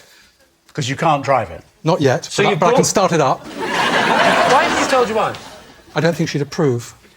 Well, do you think this is not going to give it away a bit on national television? But sooner or later, the truth must out, and I've chosen tonight. You've got a Harley Davidson that you're just happy not to ride around. Well, I'm not happy. I'm not happy about it. It's more of a status symbol, you know what I mean? It's only a I've got status symbol Harley. if it's outside the shed and you're sat on it. It's not a status symbol if it's someone's shed and no one sees it. You might as well have bought a rake. And you go and visit the bike? I do. To have a look at it? Well, what I do is I tell my wife I'm going on a business meeting, and that gives me a few hours of leeway, and I go and go to the shed, and what do you do? Start up the bike, feel the throbbing. What do you think your wife's going to say when she's watching this programme? Apart from, why did you go on that? The thing is that actually she's in the audience now, so it's even She's here worse tonight? She is. Well, this will be nice for her to find out. How much did you pay for it? Well, the thing is, the list price was around 17,500. And how much did you I said pay? that quickly, so it doesn't kind of get too much. And how much did you pay, I darling? paid a shade under 15 grand, which I think you'll find is a very good price. Why did they give you $2.5 grand off? Because you're Because clearly a rich... that's the way I do deals. You're just good at doing deals? Yeah, that's the way I roll. Now, when you do come to ride this bike, what will your attire be? Will you be wearing leathers? Yes. I've already bought my leathers. You wear the leathers when you go to look at it? Yeah. You don't. I do. But the thing is that with me, it's just that I just wanted to have the wind in my hair.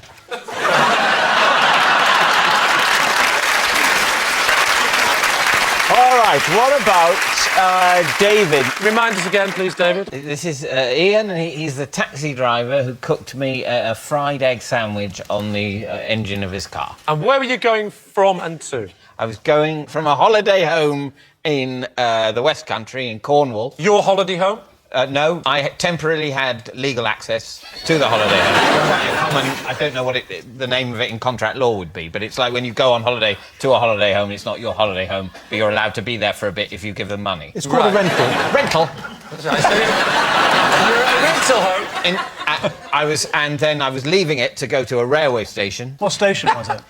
Bodmin Parkway. You definitely started the word Bodmin, not knowing how that was going to end. And he drove you to Bodmin Parkway? Yes. And when did that come out in conversation? Yeah. When we'd arrived at the... You'd already arrived? But didn't you have a train to catch? Yes, but the train Yes. had been cancelled. Why? And then Why was it cancelled? I can't remember. But it how does long did you- sometimes. Believe me, that can happen.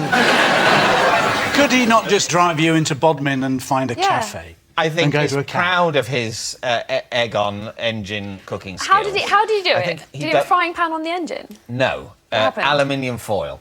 So he has this with him, did he? Oh, he didn't have any of this with him, no. Yeah. He mimed it. You've got... Where did he find the egg? He had it in the car. He had an egg in the car? Oh, that's weird. I tell you what, he didn't just have one egg. He had, I would estimate, between 3 and 6. Did he keep these eggs? Yeah. In an egg box. No, but where was the egg box? Was it in the boot? I think it was in a bag in the boot.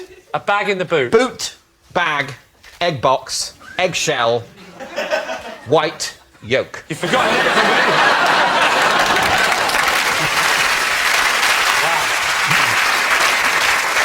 For a man like you, David, it seems socially awkward to be standing round the engine with a bit of tin foil and... But isn't that more reason that it happened? Any normal people like us would just go, "You're all right, mate," and walk off. He's stuck there. Well, I suppose I'd better forget the train and just have an egg sandwich. Forget the train. I've got to wait there an hour. Yeah, I'm not trying to sort of forge a new life with Ian at Bodmin Parkway car park. Oh, we've got 4 eggs. That'll see us through the next day or 2. So, we need an answer. Lee's team. Is Ian Claude's motorbike minder, Jordan's moonlight mate, or David's fried egg friend? What I don't like about David's story is the idea that there was another... I live in the southwest. That there was another train in an hour. They're not that Once a day. There's like 3 trains on that line from Bodmin. You've been done. Wow. OK, what about Claude and the motorbike? The idea that he wouldn't tell his wife Yeah, I think that's that he's silly. bought a motorbike, I actually do buy. I Oh, buy really? that bit. The bit I don't buy is that he chooses a light entertainment show that's been Yes. nominated for 3 BAFTAs we've never won. to tell everybody, mainly his wife, that that is what he's done. All right, now what about Jordan and Howling at the Moon? I'm liking this I story. still don't know why. He said it's to make him feel better, but... No, I had hippie parents and I had to do a lot of weird stuff. What did you have to do? Oh, we had to go and sit in circles and chant and shout in like communes in Scotland. Yeah, Really? so I had to do weird stuff like that. Am I the only one that just we all had to go shoplifting at Christmas? I'm thinking Jordan. OK, should we go for Jordan? You're going for Jordan? Oh, it could be Claude. Look at his little eyes. Just as I said Jordan then, you're about to turn Claude, literally. Like the evil man with the white cat on the...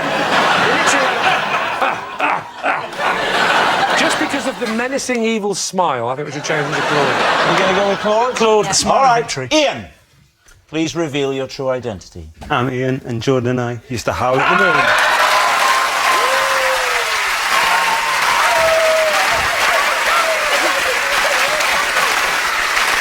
Called Ian Howe. And were you called Ian Howe before you were howling at the moon, or did you change your name? I was always called Ian Howe. Let's hear the howl.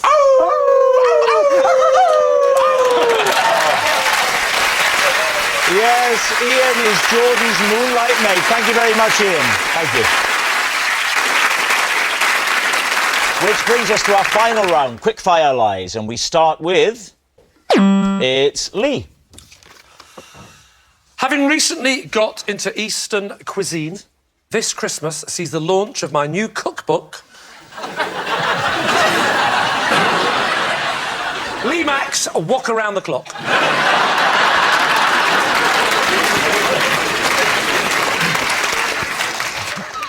David. Give us some of the recipes from Walk Around the Clock. Shall I give you my favourite ones? Give just your favourite 6 or 7. OK. Yeah, well, I like quite simplistic. Because believe it or not, simplistic. Raw pork. So, sweet and sour pork balls is one of my specialities. How would you cook your sweet and sour pork balls? Well, I'll tell you exactly how I would cook my sweet and sour pork balls. For £9.99, you can find out. Did you go to the publishers with this idea? I went to Penguin because they're the only book publishers I've heard of. How keen were they? Because I have to say, if I was a publisher and you came to me, I wouldn't be interested. Well, ironically, Penguin didn't pick it up straight away. Yeah. Did you work in conjunction with a proper chef? Of course, I was helped a little bit. Who? By whom? It's a friend of mine, works at the Chinese restaurant. What's the name of this person? You wouldn't know him. Well, give it a try. Steve. Steve Jenkins. I've been going into the Chinese restaurant a lot recently. And I've been really sort of learning about it and savouring the dishes. And I keep saying, Steve, this is fantastic. What is this? And then he says something in Chinese, which I don't understand. And then I said, Steve Jenkins is Chinese. He was adopted when he was a kid. Taken to China, but he was an English baby. Yeah. This is a true story. They took Steve Jenkins. They adopted him. Even though he was a baby, he was known as Steve. Then he was called Baby Steve. So this Chinese couple adopt baby Stephen. He's got his full name. He's called Steve Jenkins. They don't change his name. Well, they couldn't change his name. They continue to call him. Yeah, because he's clearly an English baby. They knew he was going to grow up looking Western. Was he the only Steve Jenkins in his school? I think we should concentrate more on my ability to cook and less on my ability to understand the basic systems of adopting children and taking them to China. What was the hardest recipe to perfect? The hardest one to perfect was definitely the beef in oyster sauce with chilli. How would you go about cooking that? Well, first of all, I will get my wok. Yes. Very bold of you. Yes, so I get my wok down from my wok shelf. Yeah. Put it down. What, a wok shelf? Wok shelf, yes. How many woks do you own? About 7. 7 woks? You don't. How many woks have you got? 1. Well, that's why you haven't got a book out at Christmas, mate. Yeah. So I light the burner. That's the noise. Heat the oil, put the oil down. Peanut oil, actually. Don't use olive oil, peanut oil. So put the peanut oil Sounds around. delicious. The trick with the wok is not to put the oil at the bottom of the pan. It's to dribble it around the edge. You know the way same way you do a toilet duck? Yeah. All the way around the edge and watch it slightly go down. And the publisher said, probably don't use that analogy.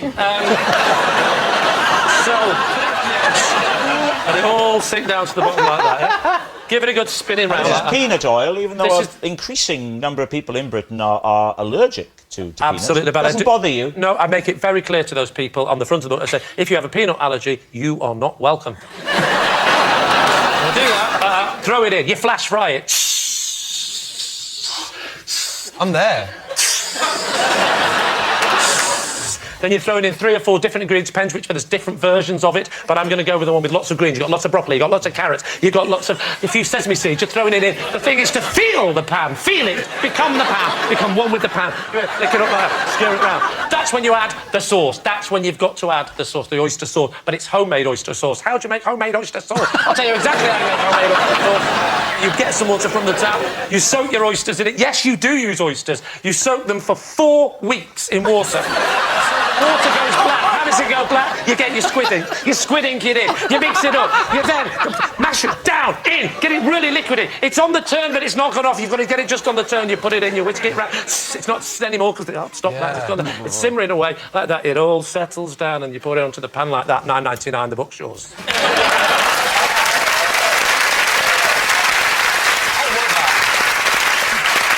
David, what are you thinking? It was very entertaining, but was it? Well, I say very. Was it true? No, it wasn't true.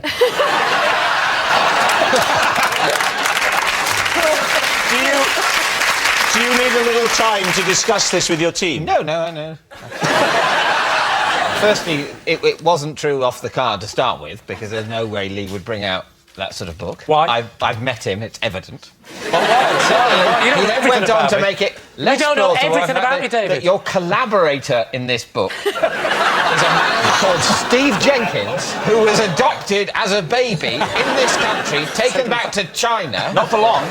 No, for his whole childhood. No, he said they came back to Britain. Yeah, but when he was an adult. Oh, when he's an adult? Yeah, otherwise he'd have been able to speak English now, wouldn't he? How did you write a book with a man that only spoke Cantonese? Well, we had an interpreter. Chinese fella called Brian Smith. I think you're incredible, man. Incredible as in not credible. So we're saying it's a lie. Well, the audience are on tenterhooks. Lee, was it the truth? See, there's a slight part of me now thinking, I could actually bring this out. It's a lie. It's a lie. Lee hasn't written a cookbook called Lee Mack's Walk Around the Clock. And that noise signals time is up. It's the end of the show. I can reveal that David's team have won by 4 points to 0. Thanks for watching. We'll see you next time. Good night.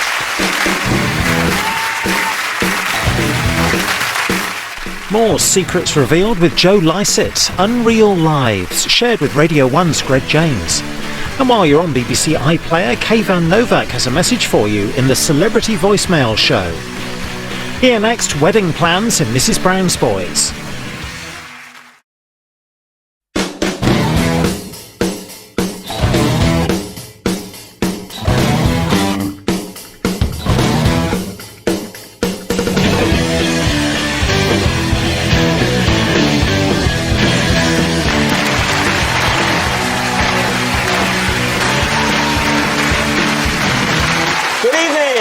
Welcome to Would I Lie to You, the show with naked truths and well-dressed lies. On Lee Mack's team tonight, a comedian from Devon who is truly the cream of the crop. Or should that be the jam of the crop? I never know which goes first. It's Josh Widdicombe. And a star of Made in Chelsea, a show so posh it makes Downton Abbey look like EastEnders. It's Sophie Herman. And on David Mitchell's team tonight, a DJ and presenter who loves garage classics. My favourite garage classic is treating myself to a scratch card when I pay for my petrol. It's Gemma Kearney. And A man famous for his hammer. No, not the Norse god Thor. It's auctioneer and four-room star Raj Bisram. So to round one, Home Truths, where our panellists read out a statement from the card in front of them. To make things harder, they've never seen the card before, so they have no idea what they'll be faced with. It's up to the opposing team to sort the fact from the fiction. Josh, you're first tonight. OK. Possession.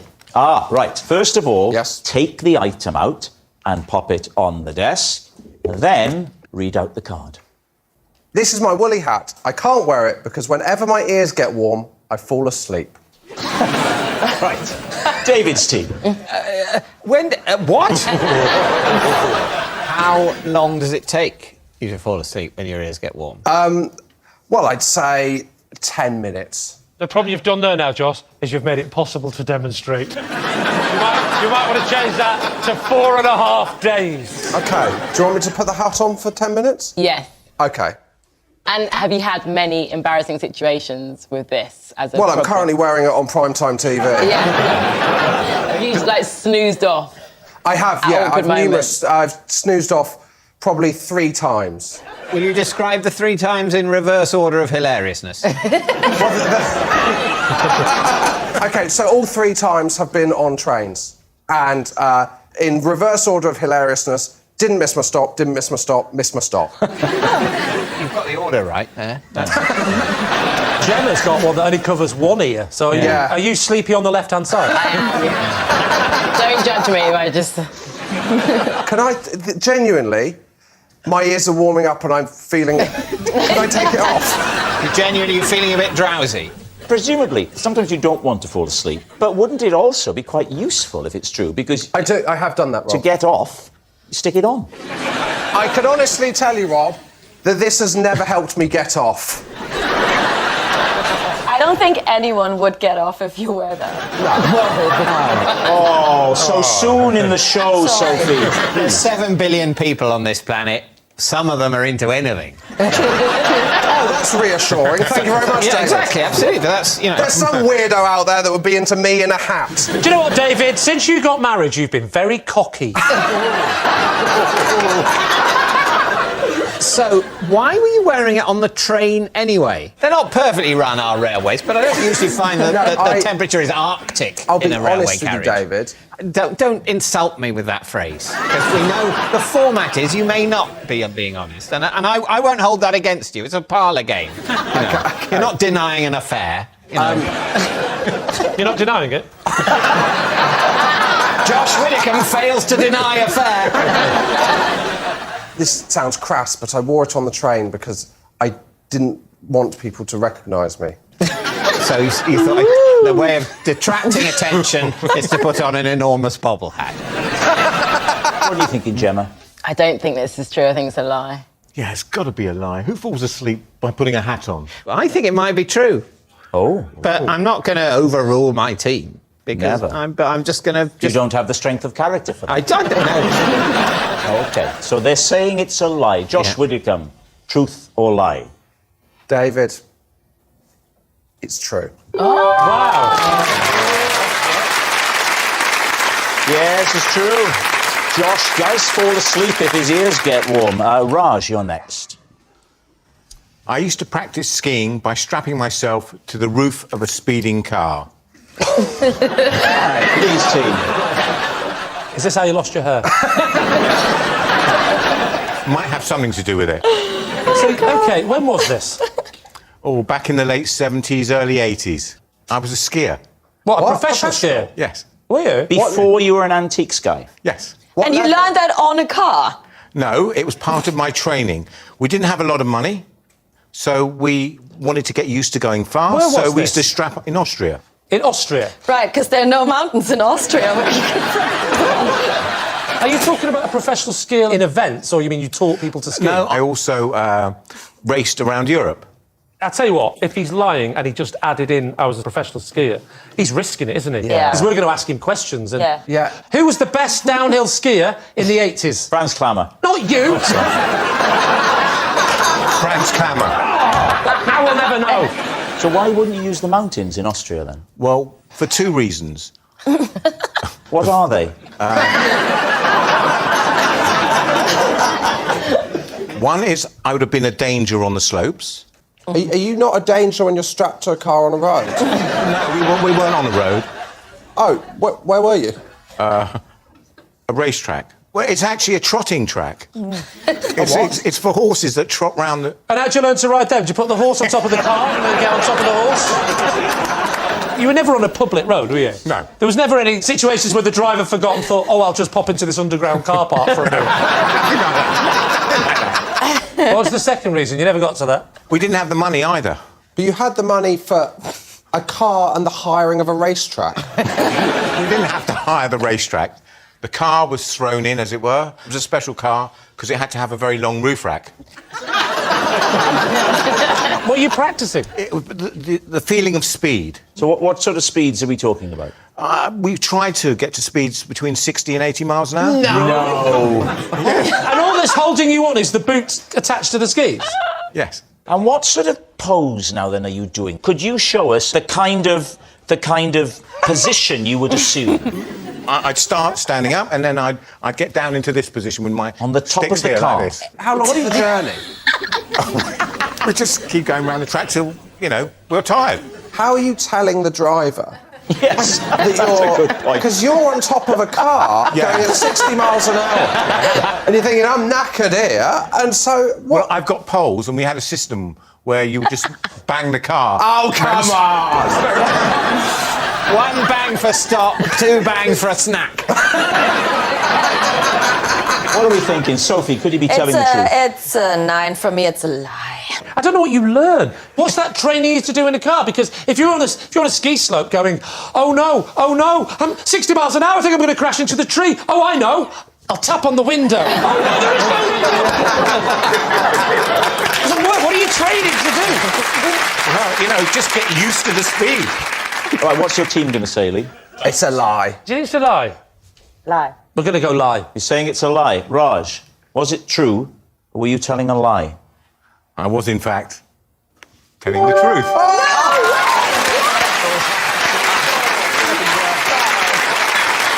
Yes, it's true. Raj really did practice skiing on the roof of a car. Sophie, you're next. Okay. Last year, at a charity dinner, I asked Prince William to fetch me a drink because I thought he was a waiter. David's team. So describe the scene. How many people are at this dinner? 30?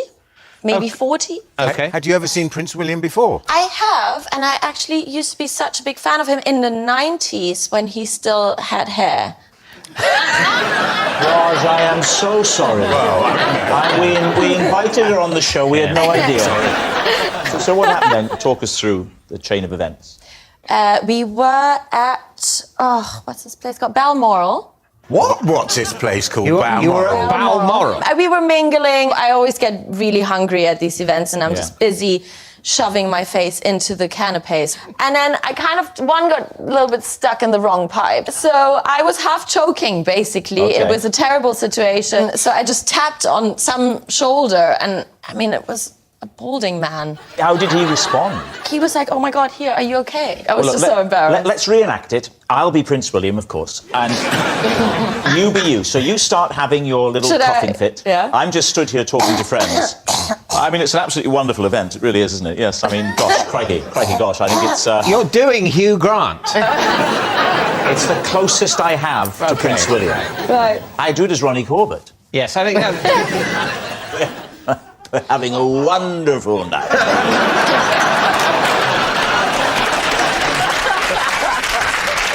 Imagine Lee is Prince William. Let's see if Lee will do this beautifully. Watch this.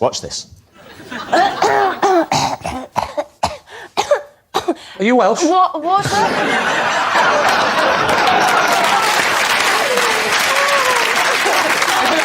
So what are you going to say, David? I'll tell you one of my issues with it. Go on. I have a few issues. Well, firstly, the location. Yeah. Balmoral. Yeah. Now that's... You don't often see royals there, do you? Well, no, but I don't think they hold many charity events for 50 people there. I think that usually happens at other places where the royals sort of come in and are the honoured guests. What about Racing Raj? What do you think? Well, I think she could have been there, but the fact is, for me that she didn't recognise him. Just another bald guy to her. Her words, not mine. So what's it going to be? What do you think? I think the location is the chink in the story, so I think maybe it's not true. Yeah. Not true. We're going to go not true. Saying lie? Yeah. OK, Sophie, at Balmoral, truth or lie? It is, of course, a lie. It's a lie. Our next round is called This Is My, where we bring on a mystery guest who has a close connection to one of our panellists.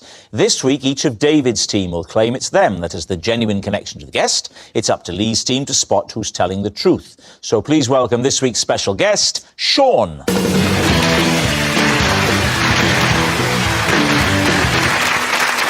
So, Raj, what is Sean to you? This is Sean. I used to whip his shirt off in public for money. Right, Raj's bare-chested buddy. Gemma, how do you know Sean? This is Sean, and at school he blew up my Whatsits. All right, Gemma's crisp combustor. And finally, David, what is your relationship with Sean? This is Sean. As a boy, I would only let him cut my hair if he was dressed as Zorro. So there we have it. Raj's bare-chested buddy, Gemma's crisp combustor, or David's heroic hairdresser. Lee's team, where will you begin? OK, Raj, you used to rip his shirt off for money. Yep. When was this? Back in the early 80s. Well, let's just get straight to the point. What the hell are you talking about? Why did you rip his shirt off for money? Well, I'm a bit of a keen amateur magician. Oh, hello. Where did you learn this? On top of a bicycle? But I also owned a bistro, so it allowed me... hello. So, once again, What a life you've led! And because I had the bistro, it allowed me to indulge my passion of magic. So I used to hold magic evenings, where we'd give them dinner, and then we'd do close-up magic, and then we'd end up doing a little bit of a cabaret. So what was the trick that involved you ripping off his shirt? Well, it was the finale to the cabaret act. What was the finale? Ripping his shirt off. That's not a trick, that's assault. Talk us through it, Raj. We've come to your bistro and we've had a super evening. The food is lovely. Yep. And then, hang on, what's happening now? Yeah, I would ask for a volunteer to come out. Right. And lots of people would put their hands up, but I would choose Sean. Oh, he was my stooge. So you're telling me that the regulars used to go, that fella's in again. He's having a terrible night. Wait till the end of the night and you see what happens. It gets worse. Every week he falls for this, the poor fella. I'm a viewer. Don't tell me how it's done. As a viewer, what would I have seen? You would have seen my volunteer come out, and I would sit him down on a chair. I would tell him to relax. I would undo some buttons. And would you take it from the collar and just go whoosh and it would come off? Yeah, something like that. Did it ever go wrong? Did you ever take his nose off? Well, we had a few incidents. What happened when it went wrong? Well, he's the third stooge I've had. All right, who would you like to quiz next? Gemma? Gemma. OK. So he blew up your What's-It, the little snack. Was it a very strict school? Yeah, I was at school. He was my teacher, and I was being naughty by eating in the back of the room, just being a bit of a troublemaker. How did he blow it up? Well, he was in the middle of doing an experiment, and then he made an example of me by taking the packet to the front of the room where this experiment was happening, and sprayed it with a dry oxygen or something, like some sort of steamy thing. The Bunsen burner was going, and then they just went poof. Just by heating them up? Yeah. But it was something to do with what was sprayed, this kind of... Yeah. Petrol. Yeah. And then everybody was laughing, and then he said, that's what will happen if you eat What's-It. Did it stop you from eating in class? Did it have the desired effect? It had the desired effect, and we got on a lot more after that as well. It broke the ice. Yeah. Suddenly it was Dead Poets Society. What's his surname? Smith. Smith? Yeah. Oh. How did you just think of that like that? Does Smiths make what? No, it's Golden Wonder, isn't it? I think Golden Wonder sold Wotsits, I think, to Walkers. I think it was a major corporate error because they were losing market share in their crisps, but they had this Wotsits brand, and then on some dark day they decided to sell that brand, and then they were left with nothing. And that shows you the kind of error that can be made at a corporate level. So we should be careful before we believe that these corporations are sort of magical and the private sector can do things. And before we sell the NHS down the river, remember the idiocy of Golden Wonder. OK, now then, what about David? Just remind us, David. As a boy, I would only let Sean cut my hair if he was dressed as Zorro. It doesn't seem very worth his while. What was the kind of... How much were you paying him to dress as Zorro for this one haircut? To be honest, I was a child. I didn't pay him. This is the bit I doubt, that David was a child ever. Did you go asking for Zorro? Was it just an optional thing he used to put on the board? As Zorro, an extra £3. I think my parents requested Zorro. What? Why? Well, because I was nervous about having a haircut. I think I was about 5, something like that.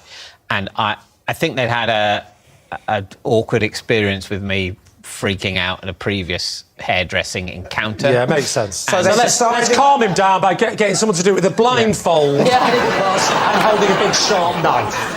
Well, let's remind ourselves. Here's Zorro. Have a look. Is that how he would dress up? As far as I remember, he had a black hat and a black mask. My God, this show's taken a sort of let's help David turn, hasn't it? So tell us what you look like. Well, here's a picture of him. Which you genuinely otherwise have thought I hadn't heard of Zorro. No, but you might have got it wrong. Well, just, he wore the classic Zorro fireman's helmet and a stethoscope. So how old were you? 5, I think. Might have been 6, I'm not sure. How old was he, approximately? How old was he? Don't look at him. You can't stop me looking at him. I think he was in his 20s. Right, so let's be kind and say 21. So therefore he's 15 years older than you at that time. Yeah. You're saying this man is 15 years older than you. And how old are you? 47. Approximately the same age to me, that man. OK. Paint a picture for us. Young Master David is going to the high street, to the barber's, unaware of the great fame and glory that lies ahead of him. For now, he's just a small boy. Yes. What happens? I can't remember the details, but broadly, I was very nervous about going to the hairdressers. I don't want to go in, Mummy. No. I want to go home and write with my crayons. I'm going to write a satirical look back at the week that's just happened.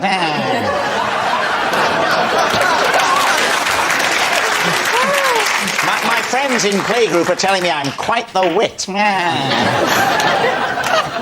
I mean, I was probably unbearable, you're right. I contemplate that every day. You say unbearable, I say adorable. Thank you. I don't remember the details. What's that? Sending you a heart. Oh, is that a heart? I thought that was saying, remember your kidneys. Right, we need an answer. So, Lee's team is Sean, Raj's bare-chested buddy, Gemma's crisp combustor, or David's heroic hairdresser. I'm struggling with David's here a little bit. Yes. So Gemma's Wotsits. That's very believable. That's the kind of thing a kind of wacky science teacher would do to It is very passion believable in science. And what's unbelievable is the idea that... Now, Raj. Have you left the gas on? Raj, show us a trick. If I could have half an hour Yeah. and the use of the internet, I'm sure I could do that. Oh, yeah, but what did you think the question was? I don't know, what do you think? I think he does look a lot like a science teacher. I think Gemma's telling the truth. So we're going to say Gemma? Yeah. Gemma? Saying it's Gemma. OK, right. So, Sean, would you please reveal your true identity? I'm Sean, and Raj used to whip my shirt off for money.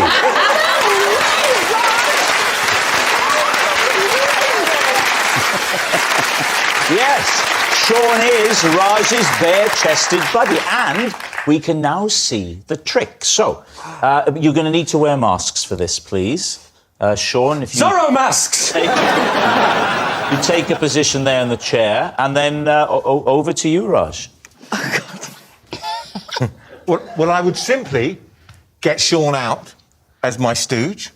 We'd act as if we didn't know each other. I'd say, "Good evening, how are you?" And I would undo his wrist button, and then I would undo this button, and then, as you can see, I'd undo this button.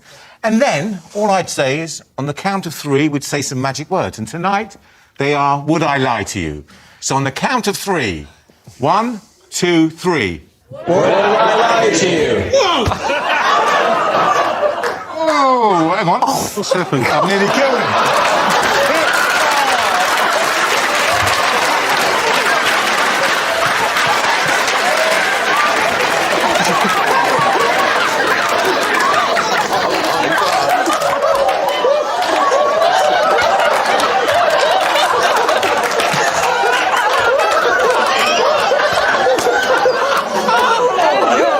It's the greatest thing that's ever happened on this show. So then you just give a free lemon chill over the whole restaurant. Do you know what'd be great now? If he came back up and said, "Sorry, I've been having a breakdown. I'm actually Gemma's science teacher." This was the best bit. 30 years since we've done it. I've just got pictures of him 30 years ago, just coming in every week going, "Can you please do It was the second poll. You decided to go again was the coolest bit. Why did you keep going? Thank God you didn't cut him off. Is Sean all right? Who cares? He's fine. I love the idea that he had to put masks on for safety reasons. And I almost took his head off. Which brings us to our final round, quick-fire lies, and we start with... It's Lee. I was pecked in the eye twice while closely inspecting a cuckoo clock at precisely 2 p.m. David's team. I've seen worse injuries tonight. Where was this cuckoo clock? It was on my wall. Why were you inspecting it? Because it wasn't working properly. Oh, it sounds like it was. So it turns out. When did this happen? It happened at 2 o'clock. Are you listening? You're at home. You're relaxing at Mack Acres. Yeah. And Well, it was in the 90s. Oh. Mack bedsits. Right. Yeah. What's a bedsit? What's a bedsit? Yeah. A bedsit is like this, a very small flat. It's probably where your staff live. If you knew at 2 o'clock it was going to come out, doesn't that seem a little bit strange to be getting very close to it? No, because it was coming out at midday. It was coming out at 12:05, and at 1 o'clock it came out at 5 past. And I kept tinkering with the bits inside, and I thought it's going to happen again. This isn't it? Because I haven't fixed it. And I went in close, thinking this time when it strikes 2, I'm going to listen to the noise it makes inside because it's not going to come out, is it? Bang! Right in the eye. Bang! Right in the eye. So essentially, you were a victim of your own clock-mending success. Absolutely. You did enough fiddling to produce a result. What do you think, David? What do you think? Cobblers. Rubbish. What are you going to say? I think we're going to say a lie. You're going to say it's a lie. Yeah, OK, so. Lee, the truth or lie? It's a lie. It's Josh. Ooh. Even though we use the same brand, I insist my wife and I have separate tubes of toothpaste because the way she squeezes hers is just plain wrong. David's Right. I can believe that. To be honest, it happens with us as well. Oh. We've got separate toothpaste tubes, so... What does your wife do, then? Where I do always you squeeze mine up from the bottom, Yeah. but she'll just squeeze it randomly. Is that no. like you, Josh? I'd imagine when you squeeze your tube, the whole blooming head comes off. So I do mine traditionally from the top. The top? Yeah, That's not from- traditional. That's not traditional. Well, no. The toothpaste comes out the top, Oh, yes. Yeah, that is traditional. That is traditional. Do you know what, David? Thank you very much, because I've been having this argument for 6 or 7 years. What did she do? Cut a hole in the side? No, not at the side. So she cuts the bottom corner off. You know, No, she doesn't. No, she does. Like, you know, with a 99, when you bite the bottom of it. Yes. Because she doesn't like the way the top clags up with toothpaste. Ah. So about halfway through, she'll cut the bottom corner off and go from the bottom to get a new kind of exit. Yeah, so she'll initially make some use of the top nozzle. Until it starts to get claggy. And then she cuts it a little rectum. Yes. It seems to me a very simple solution. You have your own tubes each. Yeah, they do. Yeah, we do. That's the point. that's what we're being invited to believe or disbelieve. I have found this very reassuring, because you've all backed up my approach and you've totally backed up the way I'm living my life. I think I believe it. I just want to know when you found this out. It was probably when we moved in together. And then- to be honest, I didn't have an issue with it. I thought initially, this is fine, it's quirky. Oh. It's something I love about her, and then it started to annoy me. But that's about everything in life.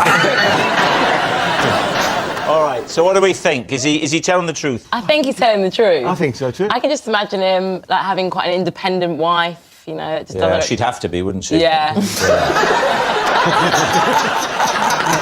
Yeah, I think it sounds true. My first instinct was true, so yeah. Okay. Stick with it. Well, I think that if Josh had been given that card just now, he wouldn't have invented the idea of snipping the bottom corner off the toothpaste tube.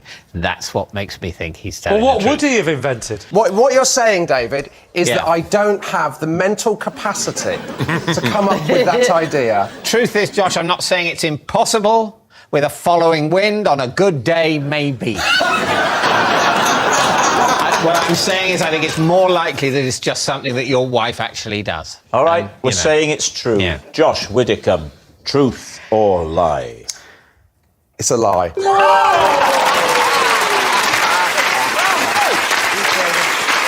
Very good.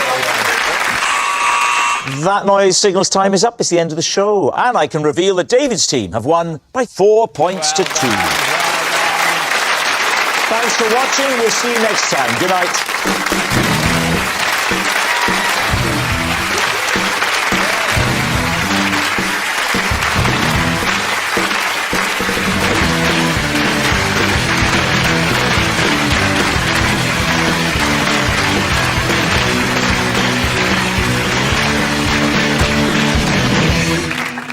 Right, are we doing it again? Yeah? Yeah, okay. On the count of 3, we're going to have the magic words. 1, 2, 3. Would I like you?